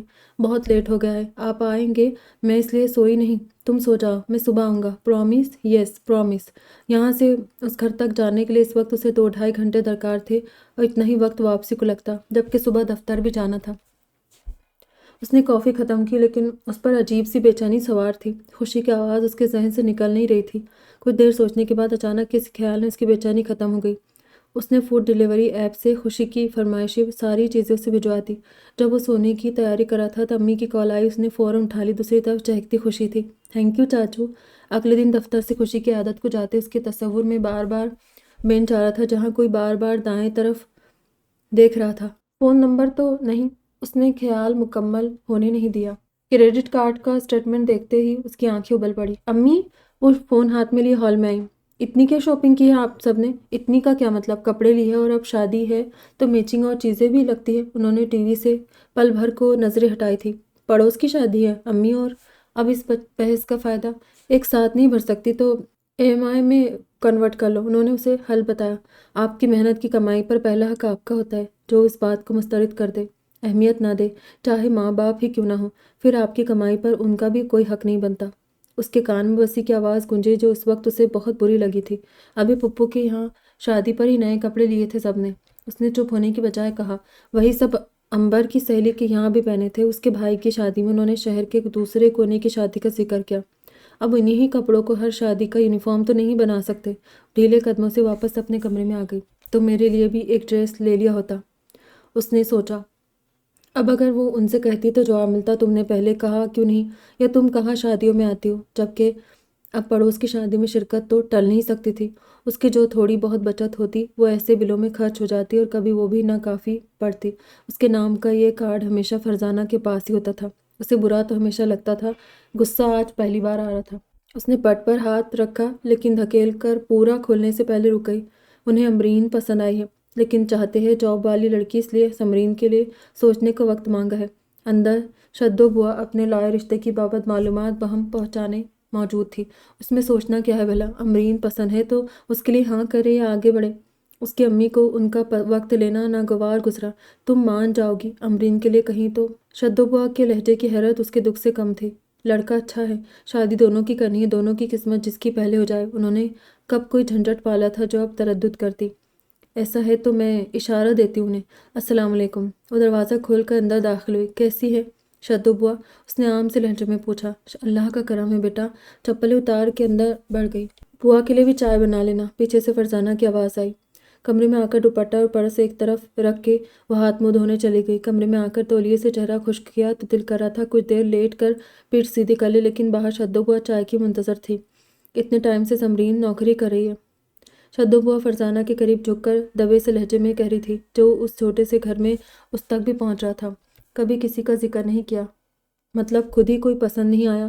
آج کل تو ہر دوسرے گھر میں پسند کی شادی ہو رہی ہے۔ سمرین کو ان باتوں میں انٹرسٹ ہی کہاں ہے، وہ بس اپنے کام سے کام رکھتی ہے، فرزانہ نے سادہ سے انداز میں کہا۔ اسے نہ صحیح کسی نے اس میں تو انٹرسٹ لیا ہوگا۔ شدو بوا جانے کیا اگلوانا چاہتی تھی۔ ایسی سیدھی سادی لڑکیاں آج کل کہاں کسی کو پسند آتی ہے۔ اب ان لوگوں کو ہی دیکھ لو، امرین اچھی لگی انہیں بھی۔ وہ کبھی سمجھ نہیں سکی کہ اسے سیدھی سادی کیوں کہا جاتا ہے۔ وہ خوش لباس تھی، پہننے اوڑھنے اور گفتگو کا سلیقہ تھا۔ فل میک اپ میں دفتر نہیں جاتی تھی، لیکن کاجل اور نیچرل لپسٹک کسی دن نہیں بھولتی تھی۔ پراعتماد تھی، خود پر توجہ بھی دیتی تھی جہاں جتنا ضروری ہوتا۔ لوگوں سے ملتی جلتی بھی تھی، لیکن اس کے عادات و مزاج میں شوخی اور تیزی نہ تھی، اور اس کے نہ ہونے کا مطلب یہ تھا کہ اس میں کسی کو متاثر کرنے والی کوئی خوبی نہیں۔ کم از کم اس کے گھر والوں کا یہ ماننا تھا۔ ایسے موقعوں پر اس کا دفاع کرنے کی بجائے وہی پہلی صف میں اس کی نامتاثر کرنے والی شخصیت کا علم لیے کھڑے نظر آتے تھے۔ اس رات کروٹیں بدلتے ہوئے کسی نے تو اس میں انٹرسٹ لیا ہوگا، اور ایسی سیدھی سادی لڑکیاں آج کل کہاں کسی کو پسند آتی ہے۔ میں الجھی تھی، میں کیوں کسی کو پسند نہیں کر سکتی؟ مجھے کیوں کسی میں دلچسپی نہیں ہو سکتی؟ سب کے نزدیک کیا میں احساسات سے عاری لڑکی ہوں؟ اسے تعجب تھا کہ سبھی ایسا سوچتے تھے۔ اس لیے کہ تم نے خود کو ایسا بنا لیا ہے۔ تم نے کب کسی کے سامنے جذبات اور احساسات کا اظہار کیا ہے؟ تمہیں تو سارا وقت ایک کی فکر ہوتی ہے کہ کوئی تمہارے اندر جھانک نہ لے۔ تمہیں کون سی بات بری لگی، کس سے دکھ پہنچا، کسی کو پتہ نہ چلے۔ خود کو شرمندگی سے بچانے کی صحیح میں اس نے لوگوں کو غلط تاثر دے رکھا تھا۔ یہ تمہارا قصور ہے کہ دنیا تمہیں ویسا نہیں سمجھتی جیسا تم ہو۔ کسی کو پسند کرنے کی حس اور کسی کو متاثر کرنے کی خوبی سے مزین ہر لڑکی کی طرح خواہشات اور خواب رکھنے والی لڑکی خود آگاہی سے گزر رہی تھی۔ اس نے دیوار کی سمت کروٹ لی اور دیوار پر ایک چھبی ابھری۔ اس نے آنکھیں بند کر لی۔ میری پسند کرنے کی حس اور کسی کو متاثر کرنے کی خوبی ایک ہی انسان سے منسوب نہیں ہو سکتی۔ جواب میں دور تک خاموشی تھی، جواب میں اندر دبی بجھ چکی سرگوشیاں تھی۔ اگلے دن صبح اس نے فرزانہ سے کہہ دیا، کل شدو بوا کی بات سن لی تھی میں نے، انہیں امبر پسند ہے تو آپ ہاں کہہ دیں اور شادی کا سوچیں۔ وہ جو اس دن گیسٹ آئے تھے، مطلب کیا ہوا اس بات کا؟ اس کے انداز میں جھجک تھی۔ وہ سارا راستہ سر جھٹک کر خود سے کہتا آیا تھا، مجھے کیا؟ اور اب رسمی باتوں کے بعد پہلا سوال اس کی زبان سے یہی پھسلا۔ اس نے لفظ کو لمبا کھینچا، آفیشیلی تو مجھے گھر میں کسی نے بتایا نہیں۔ اس نے وسیع کو دیکھنے سے گریز کیا، لیکن خبر یہ ہے کہ انہیں میری چھوٹی بہن امرین پسند آئی ہے۔ اندھے لوگ، اس نے بے اختیار کہا۔ سمرین کو اس کی گہری نظر خود پر محسوس ہوئی۔ ایک پل کو دل کیا جھٹ اس کی آنکھوں میں دیکھے، لیکن ہمت نہیں۔ آپ اس بات پر دکھی تو نہیں؟ نہیں، اس میں دکھی ہونے والی کیا بات ہے؟ اسے اپنا ناپسند کیے جانا برا نہیں لگا تھا۔ جو بات دل دکھا گئی تھی وہ اس بات پر فرزانہ کا رویہ تھا۔ امی کا ارادہ انہیں ہاں کہنے کا ہے۔ امبر کے لیے اگر آپ کو لوگوں سے الرجی نہ ہوتی تو میں ضرور شادی میں انوائٹ کرتی۔ اس نے ذرا سی گردن موڑ کے اسے دیکھا اور پھر سامنے دیکھنے لگی۔ ویسے اچھا ہی ہوا۔ سمرین کا دل حلق میں چلایا۔ آپ خود بھی اس بات کے لیے ایکسائٹڈ نہیں تھی۔ مجھے یہ بات عجیب لگتی ہے، آپ کیوں ویٹ کرے کہ کوئی آ کر آپ کو پسند کرے جبکہ آپ خود بھی کسی کو پسند کر سکتے ہیں؟ وسیع اسے نہیں دیکھ رہا تھا، وہاں سے آپ کی کوالٹیز مغرب کی ہے اور آپ غلطی سے مشرق میں پیدا ہو گئے ہیں۔ وہ بھی ہنس پڑا۔ آپ جاب اور سڈو کو چھوڑیں اور اپنے خیالات کی تشہیر کریں تو سوسائٹی میں انقلاب لا سکتے۔ یہ انقلاب تو کب کا آ چکا ہے۔ آپ تو پیرنٹس بھی کھلے ذہن اور آزاد خیال ہو گئے، پسند کی شادیوں کو اپوز نہیں کرتے۔ پھر آپ اس انقلاب کا حصہ کیوں نہیں بنے؟ اس نے دھڑکتے دل کے ساتھ پوچھا۔ اس کی وجہ کم سے کم آپ سے تو راز نہیں، دھیمے سے مسکرایا۔ مطلب آپ تمام عمر تنہا رہنے کا فیصلہ کر چکے؟ نہیں، ایسا کوئی خود سے عہد نہیں کیا ہے، لیکن کبھی اس کے برعکس بھی محسوس نہیں ہوا۔ کہتے ہیں صحیح وقت پر صحیح انسان مل جائے تو ساری سوچیں پلٹ جاتی ہے۔ شاید آپ کے ساتھ بھی کبھی یہ ہو۔ کہتے ہوئے وہ خود کو یقین دلا رہی تھی کہ وہ یہ اپنی کیفیت اور جذبات کے زیر اثر نہیں کہہ رہی۔ کبھی ایسا نہیں ہوا کہ کسی کی وجہ سے آپ نے اس لائف اسٹائل کو خیر بات کہنے کا سوچا ہو؟ اگر ایسا ہوا بھی تو میرے لیے اس پر قابو پانا مشکل نہیں ہوگا۔ ویسے اب تک ایسا ہوا نہیں ہے۔ وسیع نے اسے دیکھتے ہوئے جیسے خود کو باور کرایا اور اس کے اندر چیٹنگ چیٹنگ کی آواز گونجنے لگی۔ یہ تو خود پر جبر ہوگا۔ سمرین کی بات پر ٹھٹک گیا۔ قابو پانا آزادی اور اپنی مرضی سے جینا تو نہیں، اور اگر یہ کرنا ہے تو پھر فیملی کے معاملے میں کیوں قابو نہیں رکھ سکتے خود پر؟ آپ مجھے لاجواب کرنا چاہتی ہے؟ اس نے پہلو بدلا۔ لیکن میں خود کو جانتا ہوں، یہ جبر نہیں ہوگا کہ وقتی فیلنگز یا ایسی سچویشن ساری عمر نہیں رہتے۔ بظاہر ان کی باتوں کے مفہوم الگ تھے اور ایک دوسرے کے جملے سے ان کے اندر چل رہی گفتگو الگ تھی۔ وہ ایک دم کھڑی ہو گئی۔ آج پڑوس میں شادی ہے۔ اس نے پرس کاندھے پر لٹکایا اور عادتاً سینے پر پھیلے دوپٹے کا نچلا سرا بائیں شانے پر ڈالا۔ اس لیے جلدی گھر پہنچنا ہے؟ اوکے۔ سر اونچا کیے اسے دیکھ رہا تھا۔ اللہ حافظ۔ وہ آگے بڑھ گئی۔ وسیع اسے جاتے دیکھتا رہا۔ اس کا شادی میں شرکت کا ارادہ نہیں تھا۔ وہ سوچ کر آئی تھی کہ پارک میں زیادہ وقت رکے گی اور آج دیر سے گھر جائے گی۔ سارا راستہ وہ خود سے کہتی رہی، وقتی فیلنگز یا انف سچویشن ساری عمر نہیں رہتے۔ شادی میں شرکت کے لیے امرین نے آج چھٹی لی تھی اور افضل بھی گھر میں موجود تھا۔ اس نے سر درد کا بہانہ بنا کر انکار کر دیا۔ تنہا گھر میں اپنے پلنگ پر دیوار سے پیٹھ لگائے بیٹھی گہری سوچ میں غرق تھی۔ ہاتھ دائرے کی صورت مڑے گھٹنوں پر رکھے وہ خود کو سمجھا رہی تھی۔ آخر اس نے فیصلہ کیا کہ اب وہ پارک جانا ترک کر دے گی، لیکن اس کی نوبت ہی نہ آئی۔ اس دن وسیع پہلے چلا گیا تھا اور ورنہ عموماً وہ پہلے اٹھتی تھی۔ اگلے 2 دن وسیع نہیں آیا اور اس کے بعد سے سمرین غائب تھی۔ وہ تنہا بینچ پر بیٹھا تب سے اس کے نہ آنے کی وجوہات پر غور کر رہا تھا۔ اندھیرا ہونے لگا لیکن اس کا اٹھنے کا دل نہیں تھا۔ اسے وہاں موجود دیکھ کر سمرین نے قدم تیز کیے۔ وہ دور ہی تھی کہ وسیع نے اسے اس سمت دیکھا۔ اس پر نظر پڑتی مسکراہٹ اس کے چہرے پر پھیلی۔ وہ خود خفت زدہ ہو گیا کہ یہ کیا بچوں والی حرکت کی۔ شکر ہے آپ مل گئے آج۔ وہ بینچ پر ذرا سا ٹک گئی۔ میں روز صرف آپ سے ملنے کے لیے اس وقت آ رہی تھی۔ وسیع کو لگا دل بھی گھبرا کے چپ ہو گیا ہے۔ کیا آپ کو بتا سکوں میری شفٹ چینج ہو گئی؟ اوہ، اور اندھیرے میں یہاں آنا بیکار ہے۔ تو یہ ہماری آخری ملاقات؟ اس نے بغور سے دیکھا۔ سمرین نے جواب نہیں دیا۔ اس نے لاکھ دل کو ڈانٹا، بہلایا، پھسلایا، لیکن وہ ایک آخری ملاقات کے لیے بضد تھا۔ میں بھی اس لیے دیر تک رکا رہا کہ شاید آپ لیٹ ہو، کہتے ہوئے وہ پچھتانے لگا۔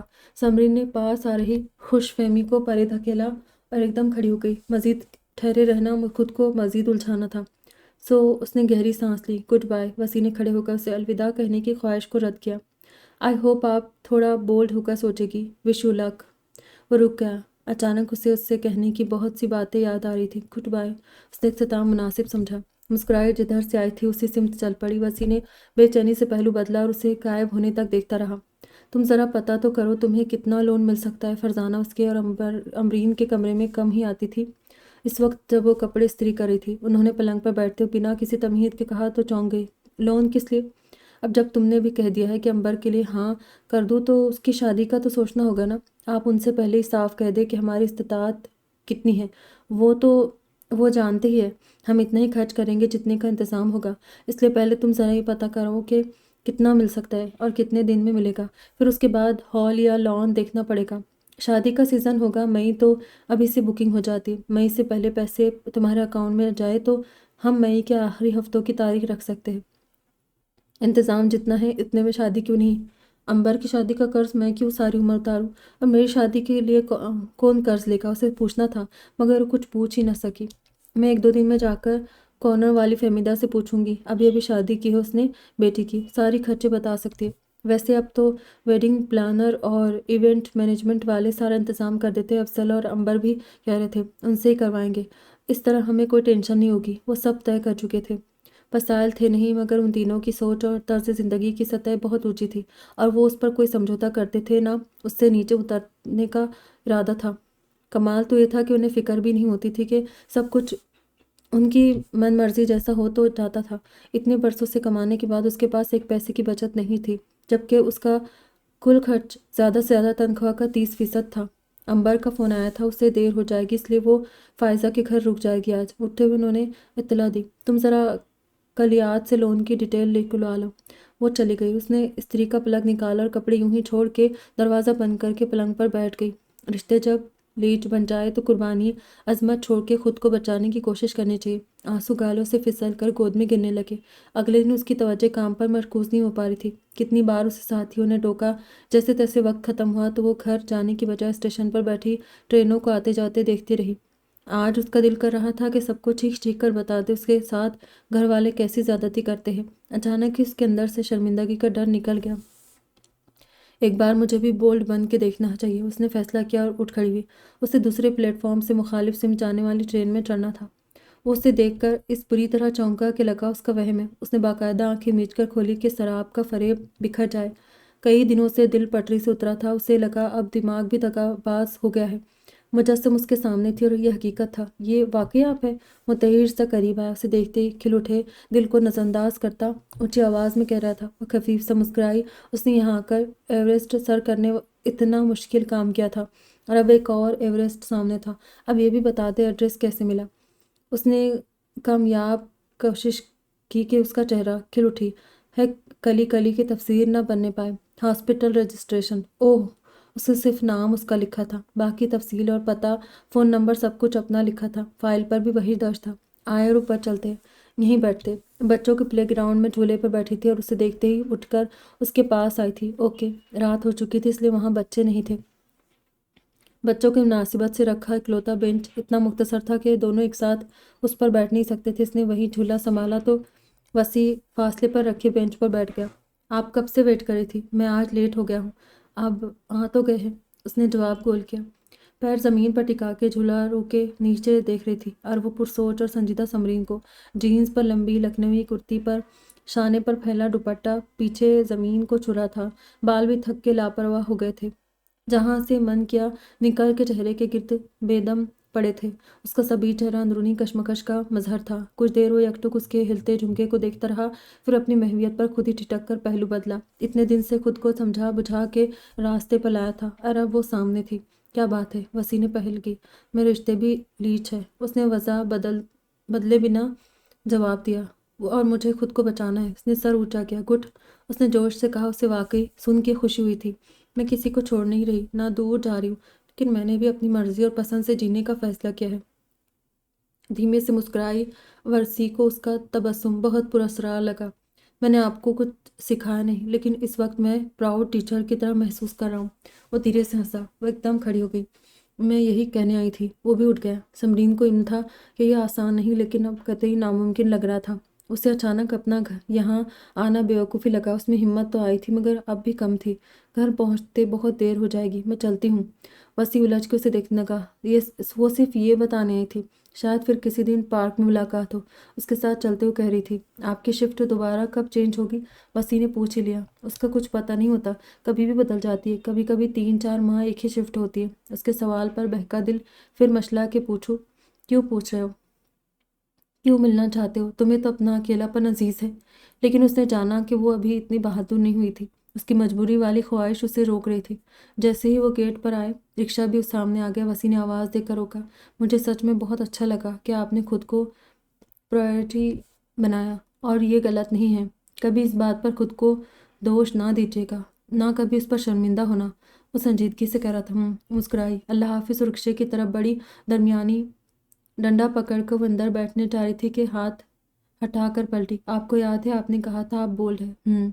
मैं सोच कर आई थी कि आज से मैं भी बोल्ड बन के जीऊँगी। वो आवाज़ संभालने रुकी और वसी उसके चेहरे में खोसा गया। लेकिन मैं शायद कभी इतनी बोल्ड ना हो सकूं। वो अंदर बैठी रिक्शा चल पड़ा। वसी बुद्ध बना वहीं जम गया। उसके अल्फाज को मायने उसकी भीगी आंखों ने दिए थे। वो मानी जिसके लिए उसके अंदर एक जंग छिड़ी थी, जहाँ अपनी शिकस्त टालने के लिए वो डटा था। इस बुत में जान फ़ोन की रिंग ने डाली।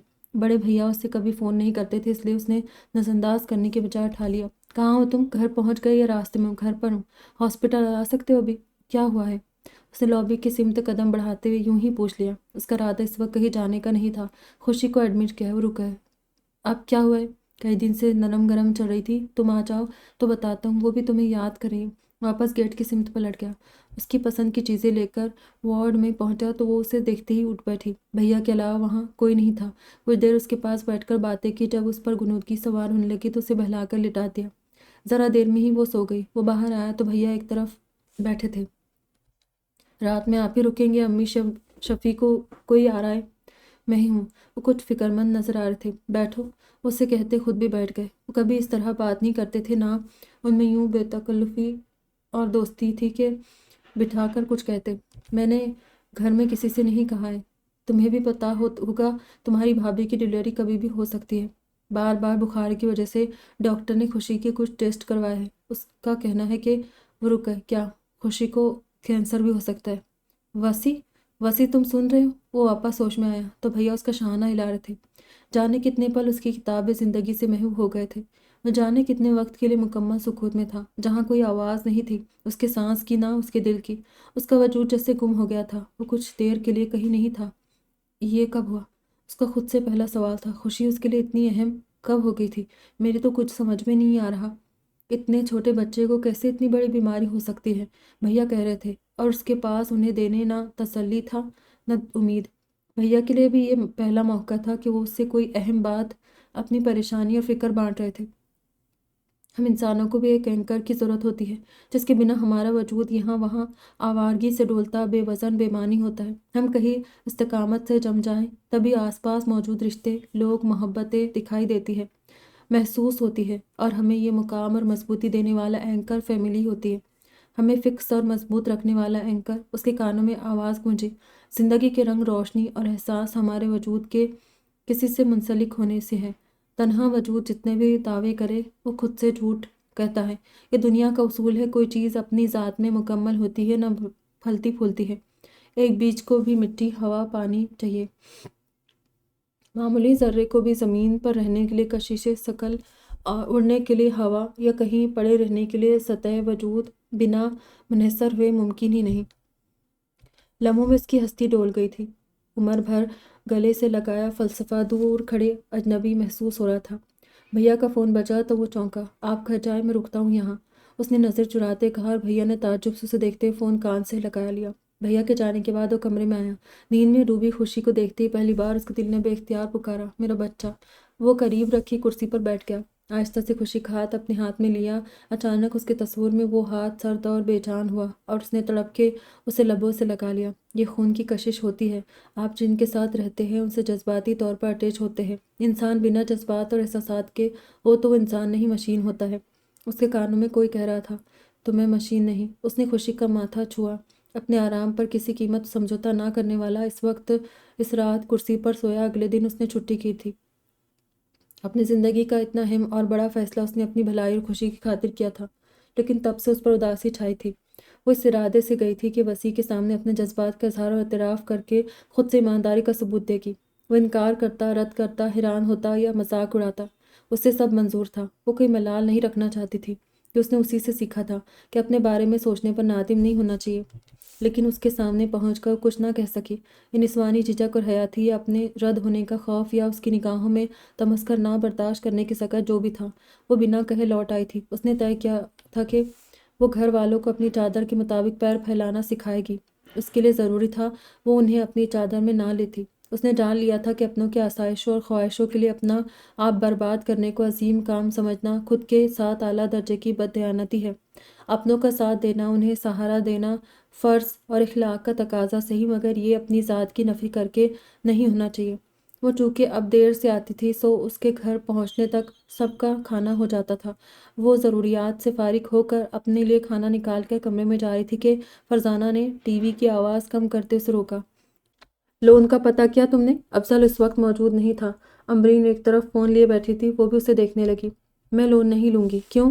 وہ جو گاؤ تکیے پر کونی ٹکائی تھی ایک دم اٹھ بیٹھی۔ پہلے تو اس کی ضرورت نہیں ہے، پھر پرسنل لون کا انٹرسٹ ریٹ بہت زیادہ ہوتا ہے۔ میں نے ابھی سے لے لیا تو آگے کسی ایمرجنسی کے لیے ملنا مشکل ہوگا۔ اب بھی تو ایمرجنسی ہے، جتنا ہمارے پاس ہے اس میں بھی شادی ہو سکتی ہے، اور سادگی سے کرے تو اس کی بھی ضرورت نہیں ہوگی۔ تم کرنا سادگی سے شادی، امبر نے تیزی سے کہا۔ مجھے نہیں شوق ایسی پھیکی شادی کا۔ تو پھر خود انتظام کر لو، میں لون نہیں لوں گی۔ رکی نہیں اور کمرے میں چلی گئی۔ امی کیا ہو گیا اس کو؟ کہیں یہ بالا ہی بالا کسی کو پسند تو نہیں کر چکی، اور ہمیں اس کے چکر کی خبر ہی نہیں۔ امرین کی بات پر اس نے نوالا بناتا ہاتھ کھینچ لیا۔ میں تو خود حیران ہوں۔ وہ واپس لیٹ گئی۔ تم ٹینشن نہ لو، میں کرتی ہوں، پھر اس سے بات سمجھاؤں گی تو سمجھ جائے گی۔ انہیں اس بیٹی کی فرمانبرداری پر بڑا بھروسہ تھا۔ سمرین کا دل کیا پلیٹ واپس باورچی خانے میں رکھ دے، لیکن پھر گہرا سانس لے کر چھوڑا ہوا نوالا اٹھایا۔ جب طے کر لیا تو ان سب کے ساتھ خود کو مضبوط رکھنا بھی سیکھنا ہی تھا۔ رات میں شاید افضل کو بھی اس کی خودسری اور بغاوت کی خبر دے دی گئی تھی کہ صبح وہ تینوں ہی اس سے کھینچے سے تھے۔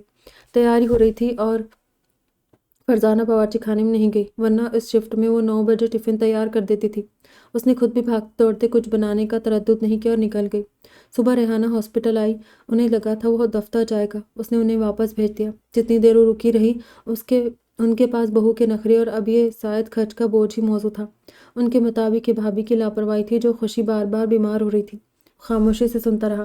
خوشی چاچو کے اتنی دیر اس کے پاس رکنے پر بے انتہا خوش تھی۔ چاچو تڑپ کے دعا کرتے ہوئے بے صبری سے اس کی ٹیسٹ کے نتائج کے منتظر تھے۔ اللہ اللہ کر کے شام میں نرس نے رپورٹ آنے کی خبر دی اور کہا کہ ڈاکٹر خود بلا کر بتائیں گے۔ اس کا دل بیٹھنے لگا۔ یہ اس کا پہلا تجربہ تھا۔ صبر نہیں ہوا تو اس نے بھیا کو فون کر کے بلا لیا۔ ظاہر ڈاکٹر ان کی موجودگی میں بتاتا۔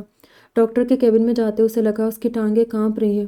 یہ کمزوری، یہ خوف اسے ایک دم اپنے معمولی اور عام ہونے کا احساس کرا گیا تھا۔ اس نے کبھی اتنی دعائیں نہیں مانگی تھی جتنی کل رات سے اب تک مانگ لی تھی۔ خوشی کو کچھ ہو جائے، یہ خیال ہی جان لیوا تھا، اور پہلی بار اس کا واسطہ جان لیوا سے پڑا تھا۔ اور جب ڈاکٹر نے کہا کہ خوشی کی رپورٹ کینسر کے لیے نگیٹو ہے تو اسے لگا وہ رو دے گا۔ بھیا ڈاکٹر کا شکریہ ادا کر رہے تھے اور وہ خود کو چھپاتا اٹھ کر باہر چلا گیا۔ چاچو نے پہلی بار اسے بستر پر کھڑا کر کے گلے لگایا تو خوشی بھی کچھ دیر کے لیے گھبرا گئی۔ کیا ہوا چاچو؟ اس کی سہمی آواز پر اس نے خود سے الگ کیا۔ تمہیں ڈاکٹر نے گھر جانے کو کہا ہے۔ نم سی آنکھوں سے مسکرایا۔ ہرے! وہ چھل کر تالی بجانے لگی۔ ہم 2 کارنیٹو لیں گے اور کرکرے اور پیسٹری بھی کھانا ہے۔ اور اس نے انگلیوں پر گننا شروع کیا اور وہ ہنس دیا۔ دفتر سے واپسی پر قدم دل ہمک ہمک کے پارک جانے کو بےتاب تھے، مگر وہ اس اسٹیشن پر اتری نہیں۔ ضروری نہیں وہ اب تک وہاں بیٹھا ہو۔ ہم پھر اجنبی ہے، اور اب تو اس دنیا کی بھیڑ میں گم اجنبی۔ اس نے ٹرین کی کھڑکی سے سر ٹکا کے سوچا، مجھے ہاسپٹل کی فائل گم کر دینی چاہیے۔ اس پر درج فون نمبر اسے بار بار لالچ دلاتا تھا۔ شدو بوا آئی تب وہ کھانے کے بعد نماز کی تیاری کر رہی تھی۔ ان کی باتوں پر دھیان نہ دیتے ہوئے بھی ان کی باتیں کانوں میں پڑ رہی تھی۔ میں تو جواب دینے گئی تھی، لیکن آگے سے انہوں نے سمرین کی ہی بات کی تو میں چپ ہو گئی۔ بوا تم نے ہی کہا تھا کہ انہیں امبر پسند آئی ہے۔ فرزانہ کو غصہ آ گیا۔ لڑکے کو امبر ہی پسند تھی، لیکن باپ اور بھائی نے سمجھایا اسے دبئی جانا ہے تو وہاں سمرین کو نوکری جلدی مل جائے گی، اور جانے کیا کیا تب وہ مانا۔ یہ اس کی ماں نے بتایا مجھے۔ وہ دوپٹہ لے کر باہر آئی۔ ارے تم ہو گھر میں؟ فرزانہ نے کہا تھا لیٹ آتی ہو۔ گھر والے امبرین کو پسند کیے جانے پر اس کے احساسات سے بے پرواہ تھے، لیکن شدو بوا کو اچھا نہیں لگا تھا کہ اس نے یہ سن لیا۔ سمرین نے فرش پر دیوار سے ٹک کر بیٹھی امبرین کو دیکھا، جو نظر بظاہر فون میں گم تھی، لیکن چہرے کے تاثرات سخت برہمی لیے ہوئے تھے۔ شدو بوا، اس نے انہیں دیکھا۔ آپ انہیں منع کر دیں، مجھے دبئی نہیں جانا ہے۔ دبئی نہیں جانا؟ ان کی آنکھیں حیرت سے پھٹی رہ گئی۔ ایسے رشتے روز نہیں ملتے۔ بھلا جو یوں منہ اٹھا کے انکار کر رہی ہو؟ انہیں اپنے لائے اتنے قابل رشتے پر یوں دو ٹکے کا جواب بہت برا لگا۔ میں انکار کر رہی ہوں، آپ کو کیا کرنا ہے دیکھ لے۔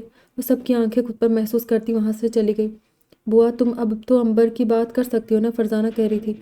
یہی کہہ دو کہ بڑی کو دبئی نہیں جانا، چھوٹی کو کوئی مسئلہ نہیں ہے، کہیں بھی لے جائے۔ اس نے دروازہ بند کر لیا، اسے ادھر ہو رہی گفتگو میں دلچسپی نہ تھی۔ بال بناتے ایک دم رک گیا۔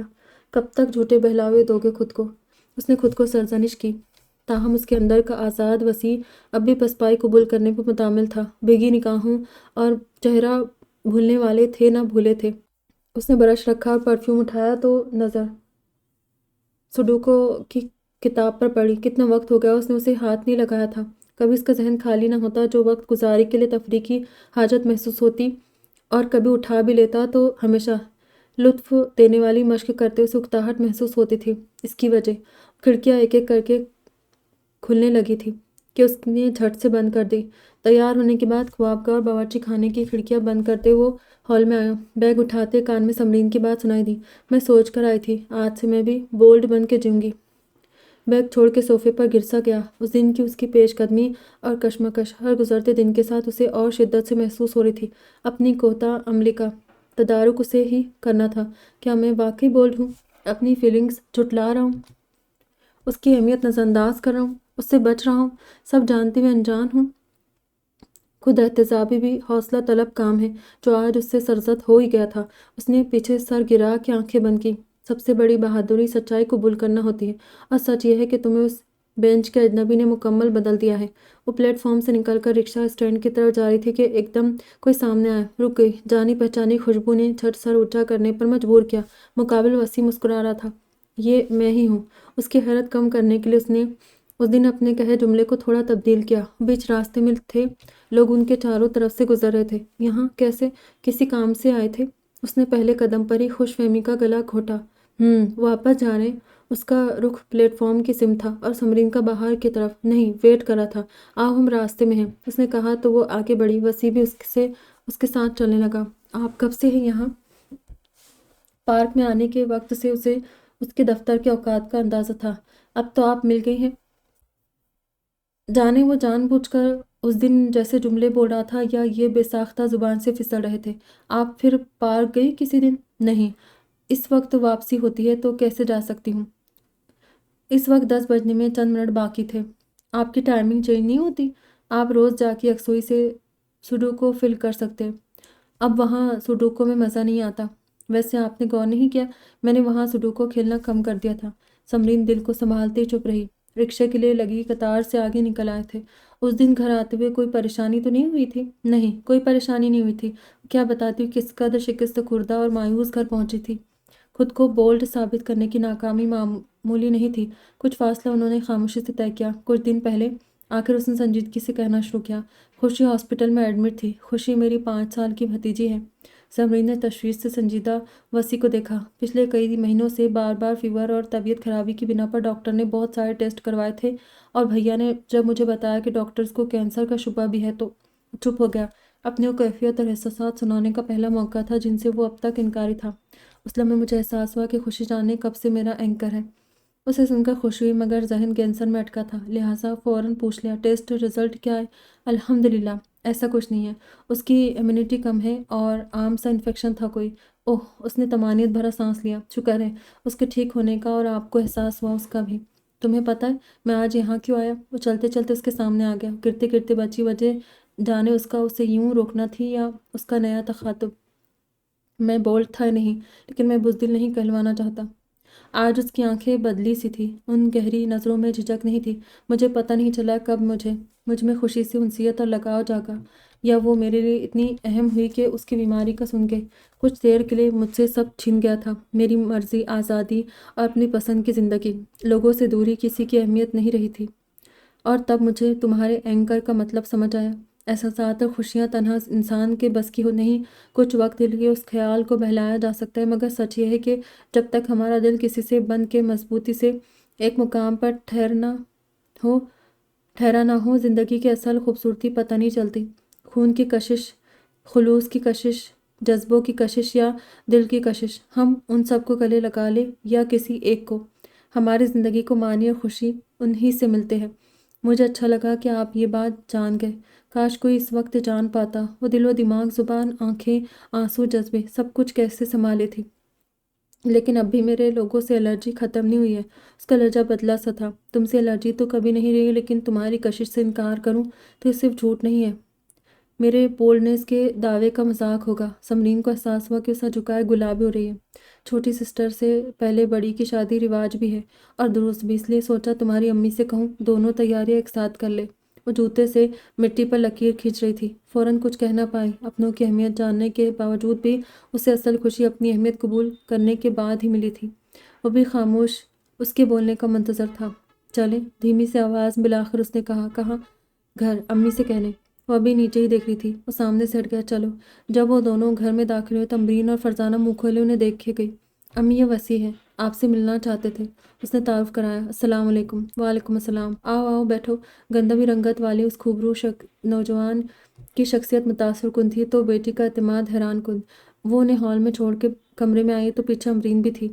تو اس لیے تمہیں دبئی نہیں جانا تھا؟ اس کی آواز تیز تھی۔ ہاں، اس کا اطمینان قابل دید تھا۔ اب لون لوگی تم؟ یہ طنز تھا۔ نہیں، اپنی استطاعت کے مطابق ہی شادی کروں گی۔ کیا کرتے ہو بیٹا؟ باہر تک آ رہی آوازوں پر خفت زدہ فرزانہ نے اس کا دھیان بٹایا۔ ایسا کیا ہے وہاں جو مجھ سے زیادہ دلچسپ ہے؟